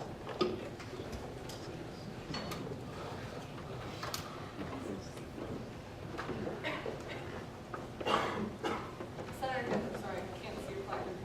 Is it the finance committee's intent to have this bill to require 2/3 of the Senate that actually transfers funds from the investment account? Yeah, from the investment account. Because I guess, I don't know if that was discussed. Okay. I'll leave it to Mr. Voss. Senator Voss. Yeah, that was discussed. I didn't figure the bill would fail. I'm sorry. It was discussed. I didn't figure this would be so contentious that people would vote no on certain magazine funding. And so I did realize that it would require the 2/3. Is there any further discussion on the amendment? Second. Question has been called and seconded. Unanimous consent has been called on the amendment. Is there any objection to unanimous consent? Seeing none, the amendment is approved. We're now back in discussion of the bill as a whole. Senator Ward. Hi, Emily. Hey, thanks for coming tonight. Is there private funding for some magazines? Do you guys do any fundraising, or where do you get the money to produce the publication? All the money comes from GSB. Okay. They do some advertising, but considering that the space they buy in the magazine is about $75 to $100 an ad, it doesn't make enough to fund the printing. Okay, and then how many years has the magazine been operating? It came out in 2011, so it's 2 years. Thank you. Senator Voss. Question. Second. Question has been called and seconded. We will now vote. Say yes if you want to pass this and fund Sir Magazine. Say no if you don't want to. And abstain if you're advised for some reason here. Abbas. Yes. Agrua. Yes. Baker. Yes. Bauer. Yes. Benzoni. Yes. Black. Yes. Breitbart. Yes. Birch. Yes. Doherty. Yes. Bates. Yes. Deschus. Yes. Piesick. Yes. Foley. Yes. Granadrova. Yes. Johnson. Yes. Kaufman. Yes. Kessler. Yes. Kearns. Yes. Mead. Yes. Lang. Yes. Lautner. Yes. Lund. Yes. Nygaard. Yes. Osborne. Yes. Parkinson. Yep. Peterson. Yes. Plantenberg. Yes. Schulte. Yes. Sharp. Yes. Snell. Yes. Turhoff. Yes. Triparty. Voss. Abstain. Walsh. Yes. Ward. Yes. Williams. Yes. Wolf.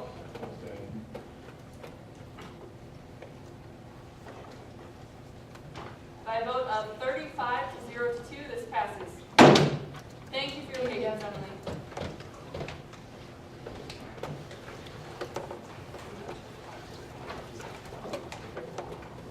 Now on Senate Bill 2013-2-050F, funding Model UN.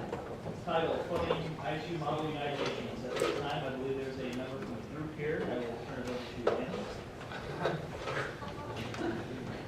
No.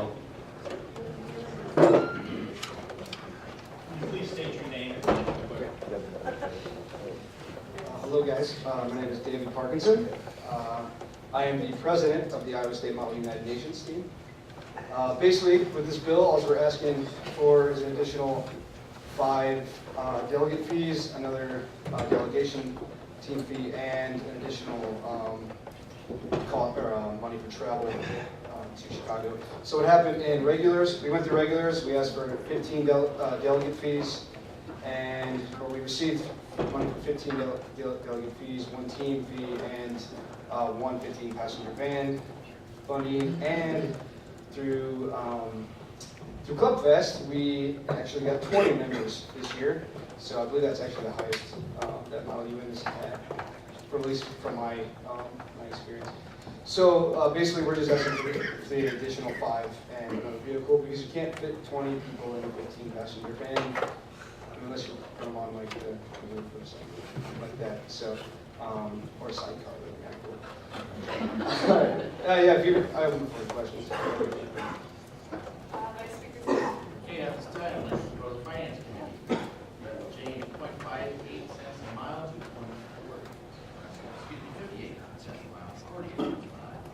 And change all relevant totals, and the end total will be 3.906.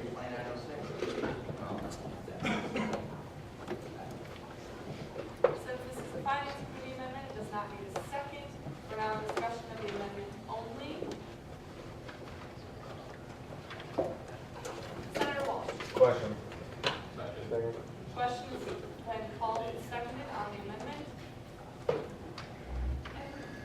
I object. I have a question for Mary. Okay, objections made about the question. So we now can vote on whether or not we will vote on the amendment. I'll withdraw my question. Thank you. Senator Ward. May I address a question to Vice Speaker? You may. Okay. Why did you change the total for mileage? If I could defer to a member of Finance Committee to explain that, I would prefer. Senator Ward. Because of a van? Yeah, it's because it's a minivan, not Yeah, 15 passenger. it's not the 15-passenger van. Yeah, it's correct? like we're taking a minivan because we can fit all 20 members into a 15-passenger van and a minivan. Right. Everybody And with their luggage. according to our priorities criteria, GSB funds travel expenses at half. And so what happened is the amount was lowered because you pay less per band, and then the amount was half. I see, okay, thank you. Okay, you're welcome. I yield. I call the question. Thanks, Ledger. Question has been called and seconded on the amendment. UC has also been called. Is there any objection to UC? Seeing none, the amendment passes. We're now back on discussion of the bill as a whole. As a reminder, that amendment changed the overall total of the bill to be $329.06. Discussion of the bill as a whole, Senator Kensler. I'm just gonna say that we funded this in the past. And these funds are pretty decent organization, they stay well in competition. Is there anything else that you wanted to say? Well, I encourage all of you to join us. We are possibly going to another conference this spring in Chicago. So this conference is in Chicago as well. I yield. Senator Ward. I would like to propose an amendment to change it to registration instead of register.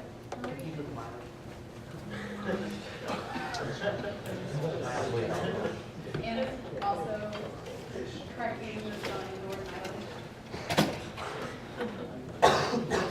It has been moved and was there? Second. Moved and seconded to change those two spelling errors. Question has been called. And secondly, UC has been called. Any objection to UC? Amendment passes. Back in discussion of the bill as a whole.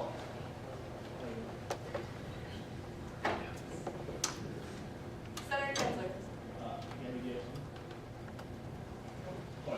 Question. Second. Question has been called and seconded on the bill as a whole. We will now be voting. Yes, if you want to fund ISU Model United Nations. No, if you don't want to. Abstain if you have to buy for some reason or whatever. You're not going to vote. But you can still vote if you are on the club. Abbas. Yes. Akrua. Yes. Baker. Yes. Bauer. Yes. Benzoni. Abstain. Black. Yes. Breitbart. Yes. Birch. Abstain. Doherty. Abstain. Bates. Yes. Deschus. Thiessen. Yes. Foley. Yes. Brennan-Dorova. Yes. Johnson. Yes. Yes. Kaufman. Yes. Kensler. Yes. Kearns. Yes. Nee. Yes. Lang. Yes. Laudner. Yes. Lund. Yes. Nygaard. Osborne. Yes. Parkinson. Abstain. Peterson. Yes. Lightfoot. Schulte. Yes. Sharp. Yes. Snell. Yes. Turhall. Yes. Triparty. Voss. Yes. Wolf. Yes. Ward. Yes. Williams. Wolf. Yes.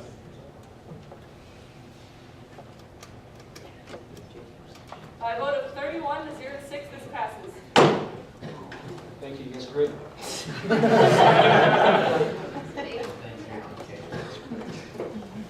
We're now on new business, Senate Bill 2013-2-053A, GSB Listserv usage policy. Right, Senate Order 2013-2-053A titled GSB Listserv Usage Policy. Whereas the government of the student body currently utilizes an email listserv to allow GSB members to contact all members of the organization simultaneously and efficiently.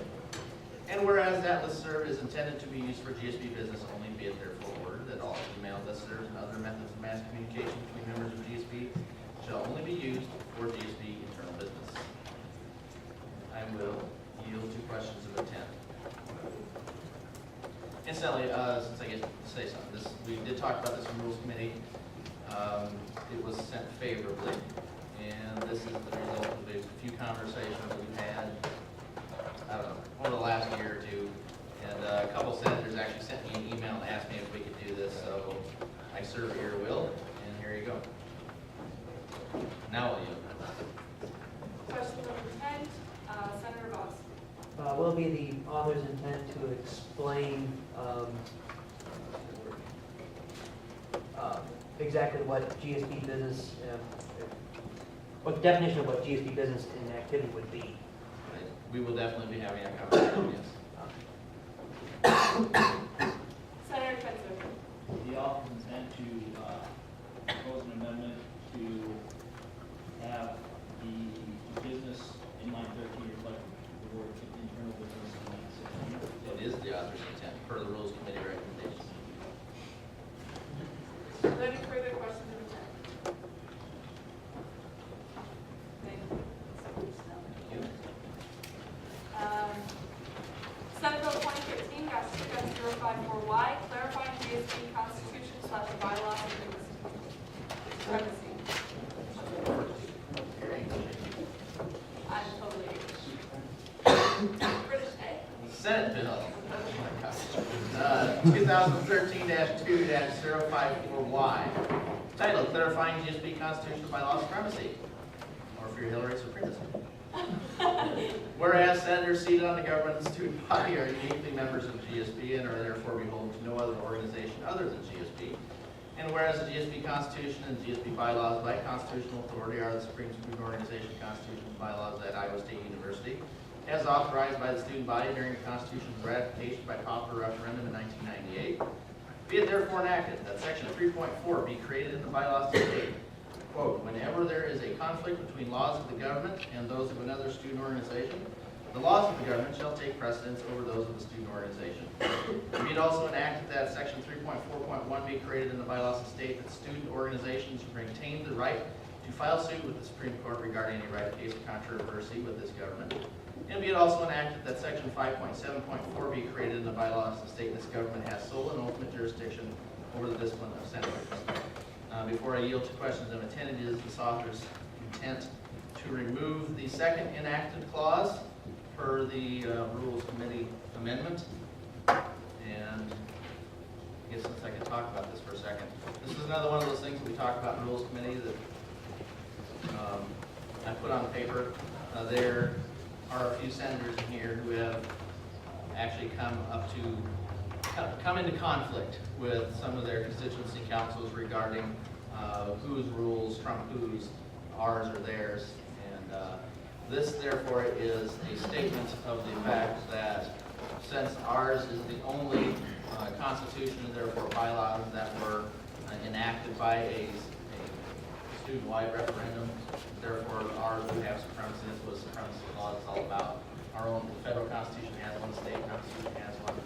So this is just adding that which already exists, but just clarify for future reference to kind of nip some problems that current senators are having. Now I will yield to questions of intent. Is it the author's intent to clarify which government they're referring to? Yes, and I can also, yes, that's all I can say. I'll talk to you afterwards, and I'll explain that. Senator Birch. Since we are on this kick tonight, is it the author's intent to fix the typo in the second whereas clause? It is always the author's intent to fix the typo. It says RD. It has a nice ring though, RD. Yeah. Senator Beaches. Is it the author's intent to clarify what exactly a right case is in the second enactment? Sure. I would love that. Are there any further questions of intent? Senator Ward. This is great. It's not a question of intent, but wasn't the second enacted clause written? What? Yeah, we can explain that. Okay. Senator Goss. Yeah, is it the author's intent maybe to go into discussion maybe of adding not only right, but the question of moved or standing?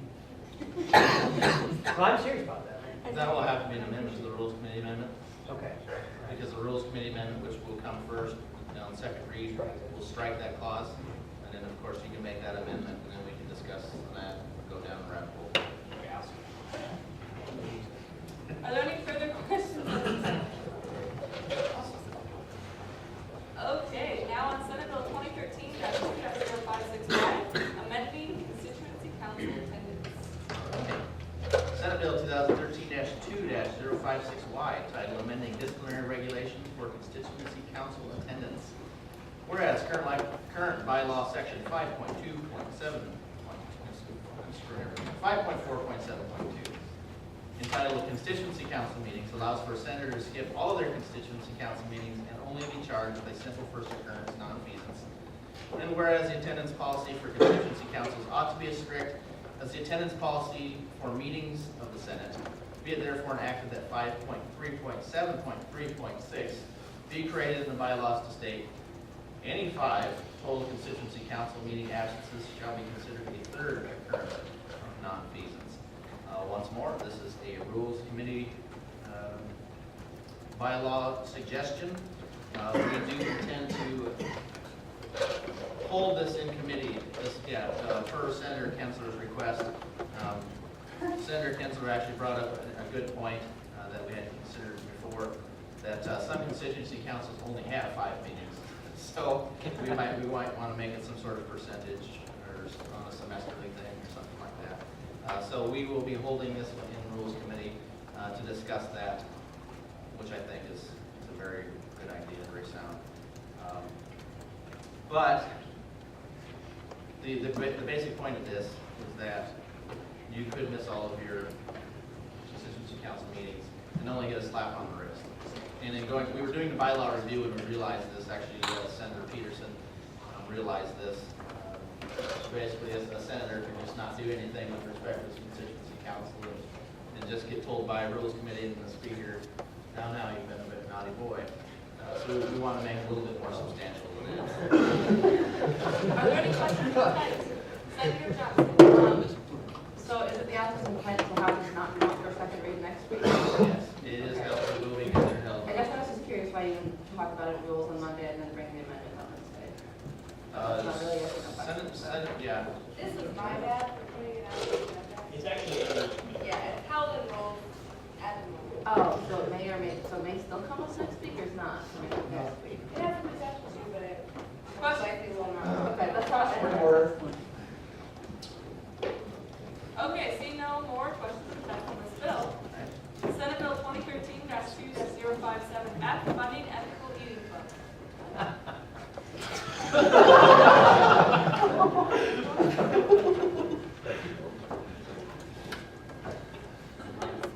Secondary loss.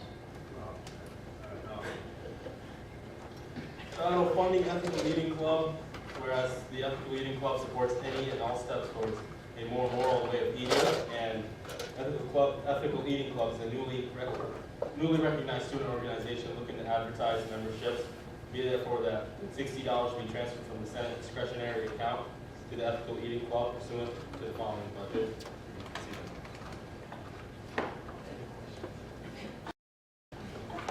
Okay, Senator Johnson. Is it the secondary author's intent to have a member of the group here to speak about it? Yes, it is. They will be here next week.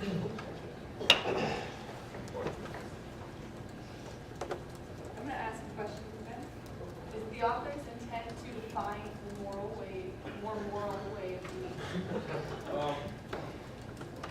Yes. It's in order for the group. It's not perhaps the way a group proposes, the way that they. Well, there's that. We did ask them that. Excuse me, President. We did ask them that in finance, and they did talk about it briefly. And I'm sure we can bring it up next week when they come. They'll be more free to talk about it. Are there any further questions of the text?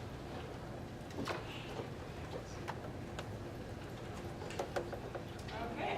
Senate Bill 2013-2-058F, funding travel to Sox clubs. Okay. Well, this is actually one I will read as designated by the primary and secondary officers both up here. Senate Bill 2013-2-059F, funding, or title Funding Up Till Dawn. Whereas Up Till Dawn is a nationwide student-led, student-run program in which college students raise funds for the awareness of St. Jude Children's Research Hospital. And whereas Up Till Dawn is seeking funds for its annual event on December 7th, be it therefore enacted, that $556 be transferred from the Senate discretionary account to Up Till Dawn pursuant to the following budget. And this one, yeah, so I will Open up for questions. So, this is clarification for everyone. I said we're on funding travel to soccer club. Gabby just read funding up till dawn, which is fine. We're just gonna roll with it. So if you have any questions of intent on funding up till dawn, I got too excited in Senator Lang. Is it the author's intent to say what the intent is? I'm sure, yes. Any further questions of intent?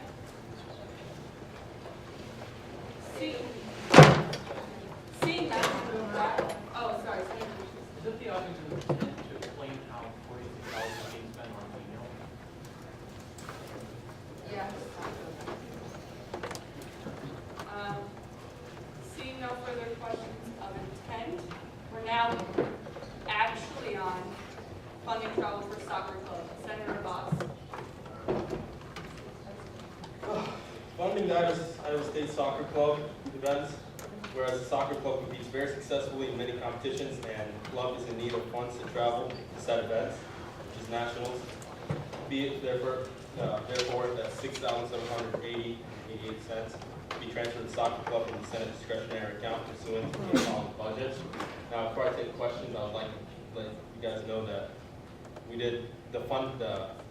Will be a finance committee memo to basically fix the finances. It's a little poorly written due to some miscommunication, and since Kyrie's not here, I'm just going to blame it on him. I'm just kidding. It was all my fault. But with that, I yield to questions. Senator Dory. Is there going to be a group member here? Yes, there will be. Senator Parkinson. Is the author's intent to have the group give a demonstration? Soccer skills? I mean, I could do that, but I said soccer. Yes or no? No, they will not be. Are there any further questions of intent? Seeing none, we're now in closing announcements. I will just point out that it is not even 9:20 yet. So let's do this. Senator Ward. Okay. So first, I'd like to apologize for not being here for the past 3 weeks. I've had pneumonia, so I've been a little sick. But that being said, Barry and I sat down and kind of talked about some things. I know we're all very familiar with StalkerNet. I don't know how you spend your free time, but that's how I spend mine. And it's kind of bothersome to me anyway that anyone can get on our directory without entering the password or anything, and have any innocent law-abiding freshman's information without them necessarily explicitly knowing that their information is out there. So Barry and I were talking about ways to get more information about this, to talk about whether or not this is an appropriate use of student information. So I kind of reached out to the registrar to get more information about how the directory works and why it is the way that it is. But I would love some more feedback. So if any of you are interested in this information, or I guess if you're interested in making the directory private or you have an opinion, please let me know. And secondly, next week is Dance Marathon is having an all-dance, all-participant, anyone interested in Dance Marathon meeting. Monday night at 9 in the MU, or in the Great Hall. And since they're one of the largest student organizations, and since they do benefit directly from GSB funds, I would highly recommend you all attend and encourage your constituents. Senator Lang.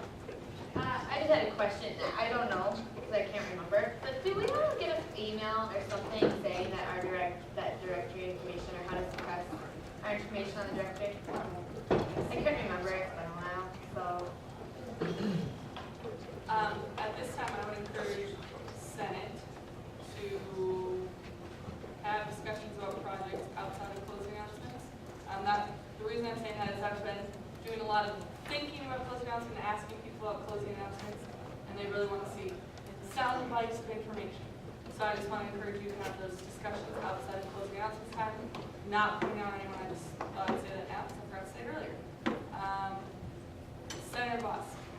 All right, well, the first thing I was going to bring up in opening for the opening remarks, and that was just more for the group that I postponed. And it was just a question, or more so, maybe not a critique, more a question on, and we hadn't used it during this meeting actually once, but it was on germaneness being used more so to silence someone speaking, or perhaps the use to discombobulate when someone's speaking.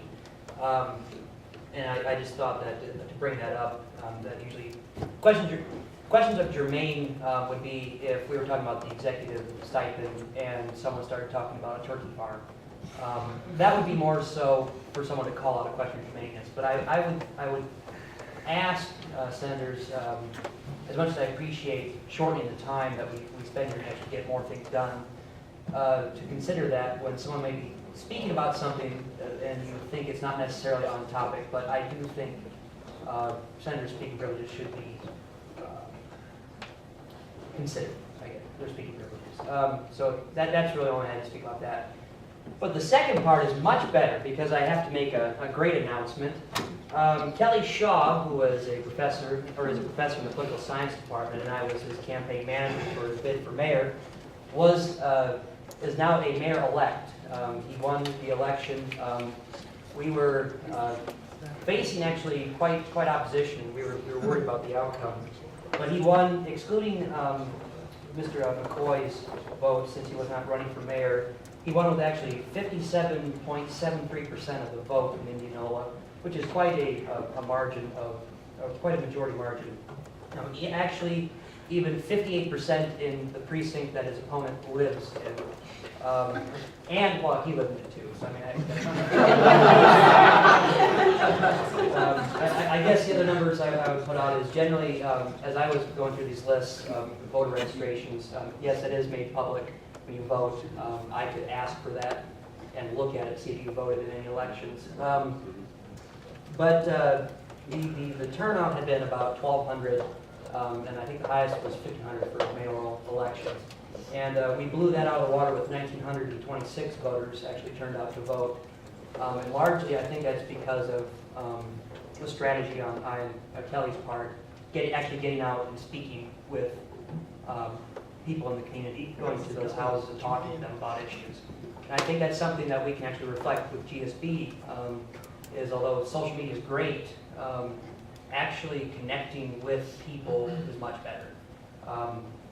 And so with that, I just wanted to let you know that one of your professors is a mayor.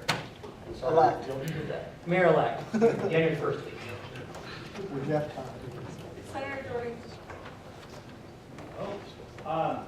Since it's kind of like show and tell day for me, I'd like to show off our former clerk of the Senate, sitting over in the gallery over there. You want to stand up?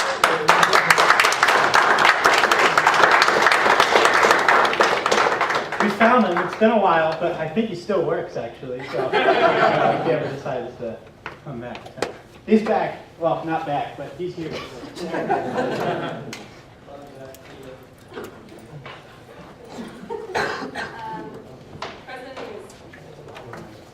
Thanks. I had actually something, not to imply that that was not substantive, but I have something substantive. I sent this out in an email a few minutes ago. The United States Department of Education is hosting 4 open forums across the nation at different colleges and universities, meant to solicit feedback from students about President Obama's proposals to improve college affordability. And one of those 4 sites nationwide is the University of Northern Iowa. That will be next Friday the 15th. And the Northern Iowa student government reached out to me and invited GSB to send a representative to this open forum to kind of represent Iowa State students, hear about the proposal, ask any questions to the representative from the U.S. Department of Education. So I sent this email out. I would attend myself, but I'll be at TCU with 5 other GSBers at the Big 12 Student Government Conference. So I thought I'd open it up to all of you if you're interested in attending and representing Iowa State at this event. It would be, I don't have a time, all I have is a date, which is Friday the 15th. But so consider it to be an all-day event when you are thinking about whether or not you want to participate. We will be able to make a university vehicle available for you at no expense, so you're able to travel to and from Cedar Falls, so that won't be an expense that you'll be responsible for. please send me an email. I think I put 4 p.m. this Friday will be my deadline. Send me an email indicating your interest, and then I'll select a representative and get back to you on Friday so we can make sure that you know what you're going into and we can kind of get on the same page in terms of questions and things you're looking for by then. So it'd be a very cool opportunity, I think, to participate in this event. Please consider it, especially if you are able to miss a class or two, or if you don't have class, like somebody I know, Hillary, on Fridays. I have class for my meeting. Which day do you not have class? Oh, we have one class. Oh, class. Okay. Well, if you're able to go to Cedar Falls next Friday the 15th, and you're interested in doing this, just shoot me an email, and I'll get back to you in a couple days. So if you have any questions, ask me after the meeting. Also, Senator Ward, I can talk to you about the registrar thing after the meeting as well. Okay. Senator Butts. Okay, so a few weeks ago, I think, Senator Flatberg and I talked about how him and I sit on the Transportation Advisory Council, and they were talking about raising, slight raise in fee for, what was it? The parking permits? The parking permits, slight raise in the fee parking permits, and we said, once we get further information about it, and facts and stuff and numbers, we'll let you guys know. And so yeah, the numbers and everything came in today. If anybody wants me to email it to them, let me know. And if you have any questions, come and talk to me or Senator Flatberg afterwards. So with that, I yield. Senator Parkinson. As we all know, we've been talking about how we had such a great debate last week, but I think we're missing one of our most important people in here, and that is Kylie, our clerk. Excuse me, Kaylee. I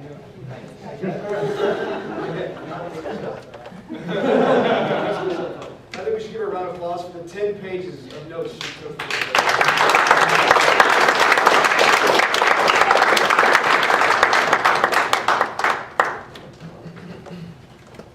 Finance Director this week. Okay, I guess I'm rising to talk, you kind of want to go all the way back to Vice Speaker Snell's comments. I just want to make sure that the one thing is clear is that I didn't feel personally slighted by the way the Senate vote went. I was attached to the issue in a wholehearted way, not personally attached to the issue. That there may have been mentions of me personally, and they may have directly impacted me emotionally, but my stance was on the issue and not as a person. So I want to make sure that was clear because that might have not been exceptionally clear from the wording in the announcements. That being said, one of the things that came up earlier was Cyrite, Senator Nee. And so I want to know what you want to know because I'm the president of the Cyrite Board of Trustees, and so I can help GSB understand the Cyrite issue, and Cyrite is currently as a board looking to examine the way that the funding split is done. That's not necessarily completely a city council issue. It's certainly something the city council can talk about, but I want to make sure that we have information as well. So I want to know what you want and or need to know, because I don't have a 3-page document that just prepared to give you and say, oh, well, this is how the split works, this is why it's like that. Some of the numbers aren't done. There's not a great way to attribute students into property taxes, as far as I know. Maybe there is somewhere that I don't know about, and that's a great thing to ask about, but that hasn't been done. So I want to know what you guys want to know about Cyrite, because I think that's important that we all understand how that works, and if that's definitely going to be an issue when we come to talk next week. So I'm going to kind of break the rules and open the floor because I need to know what you need to know. So on that issue, go. What do you guys need to know about Cyrite? The man wants information. Senator Bauer. I guess kind of a problem I would bring to your attention would be the mobile app. Well, not necessarily a mobile app, but using it on your mobile phone. I know a lot of the scanners don't necessarily pick anything up after, I found roughly 7:30, for instance, this one outside. It doesn't tell when the next bus is coming after 7:30. That's just a rough estimate. And then the actual tracking system itself is pretty sketchy. Okay. On mobile phones. I'm not sure if that's kind of information you're looking for. No. I was looking for the city council meeting, but yes, if you have other things, Sarai, bring them to me in email form. But things for the good of the group working towards the city council meeting next week, or this joint city council meeting next week, is kind of what I'm hoping for. Senator Mead. I can talk to you right at the meeting, but just like in brief, like just the breakdown percentage-wise of, that didn't go up. What's the breakdown of how much for salary, how much students pay, how much the university pays, how much faculty pays, how much the city pays, and then the breakdown, I guess, and you probably, I don't know if you have this information, that's why I was gonna ask the city, like the breakdown of, if they have the information on what percentage of the city's budget is students, do they have somehow figuring that out, registered students, how much do they pay, and how much that money goes towards salary. So, and that's more what I was gonna ask them. So I don't know how much of that information they're gonna have, and that's why I was planning on asking the city council. And we can talk more at the meeting if you want. Sure. I just wanted to make sure that we have as much understanding as a whole group as possible. So I will be forwarding all information I give you to the rest of the Senate as well. Anything else? All right, Tom? Go cycles.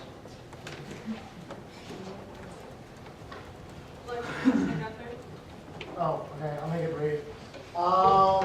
So just election updates, since I haven't given one in the last couple of weeks. So next week's my deadline for everything. So all the bills will be in, whether if I want them or not. So you can look forward to 6 or 7 election-related first reads next week, and then 6 or 7 second reads the week following. So yay! I know you all look forward to apportionment, various election bickering, bylaw changes and stuff. Apportionment is going to look a lot different than this year or 2 years ago, again, because I changed it up a bit and actually did it correctly. And so, surprise, Campus Town is not everything west of Sheldon. If you have any preference or if you want the first election information session to be either this semester or early second semester, let me know. I need to finalize the timeline by the end of this weekend. So if you want any preference on any of the timelines, a short, 3-week election cycle, or my preferential 16-week one, let me know, and I'll have everything finalized by the weekend. So if you have any comments, let me know. Go Cyclones, let's win a game, hopefully. Senator Boss. Yeah, sorry, I forgot to add, I wanted to, there was other people that had helped, and Down Simpson as well for the campaign, but I would personally want to thank Senator Bauer and Senator Feastek for their help actually coming with and going door to door with the, I'd also like to thank Senator Walsh, Senator Kessler, Senator Snell, Senator Peaches, Senator Buzz, for at least attempting to try to help. And there's some conflict, I heard some conflicts in scheduling, but I just want to say that thank you for such. Senator Blanford. All right, so because Molly didn't get all that money, you should come eat at Pizza Hut tomorrow and help support our fundraiser. Or you can order online using the code MOLLYUN and 20% will go to us. If you want to eat there tomorrow, there should be some vouchers that they may not appear in the West Sauce. 20% will go to us if you use that. And if on Monday you want pizza again, you can come to Pizza Ranch from 5 to 9 o'clock and help support us there and give us some tips. If you pay using a credit card, just write down that you want the tips to go to us so those pesky employees don't get any of it back. My God, Flattenberg. Yeah, do the person using the coupon, or the vouchers, like, do they receive a coupon for going, or is it full price after? It's full price, 20% goes to Molly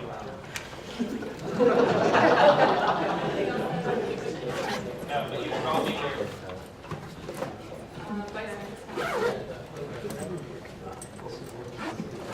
Pizza Hut is tomorrow all day, and then Pizza Ranch is on Monday from 5 to 9 p.m. Real quick, anybody who sits on a committee, like Senator Boss or the Transportation Committee, if you would like to send me any comments or minutes or any summary of the meetings or anything like that, it goes for anybody on the committee, send those to me and I can actually include them in my update. We've been trying to figure out a way to communicate some of the stuff that happens in committee, that doesn't work out, and we can get that dropped so it happens. Senator Wolf. Question for Senator Weinberg. You mentioned people. Oh, yeah, it's at both locations. Okay. You can send it to your delivery person too.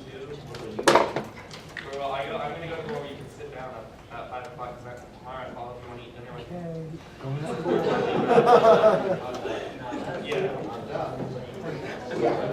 Order.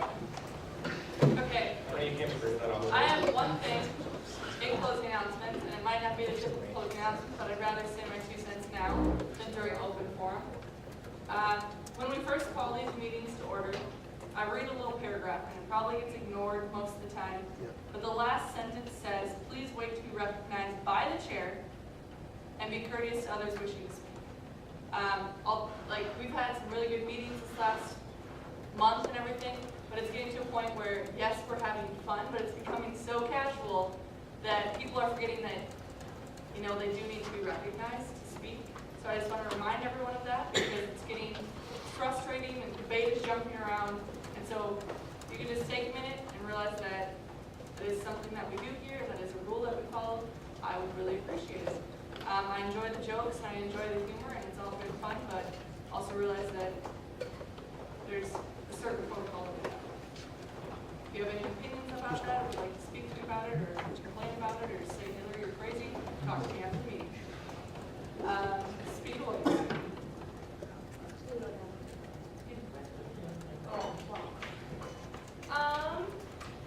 All I have is, again, we have the Village City Council meeting, so please look over the agenda. I sent that out to you guys. It's a proposed agenda to go over topics. Also, you can go to the City Council meeting, which are on Tuesdays. Otherwise, they do a live stream, so if you want to see their agenda, what they've been working on lately, they give tons of information on the projects and everything that they've gone over, so you guys can kind of sit around in there and see what you dig up as well, if you have any concerns or comments or anything like that. But it will be in the sunroom next week, and I will be emailing that. Again, please, you don't have a dress code, so you're not obligated to do anything, but I would say that's the city council joint meeting, and so if you can wear, business casual, make sure to be as presentable as you think is appropriate, that would be fabulous. And with that, I motion to adjourn. No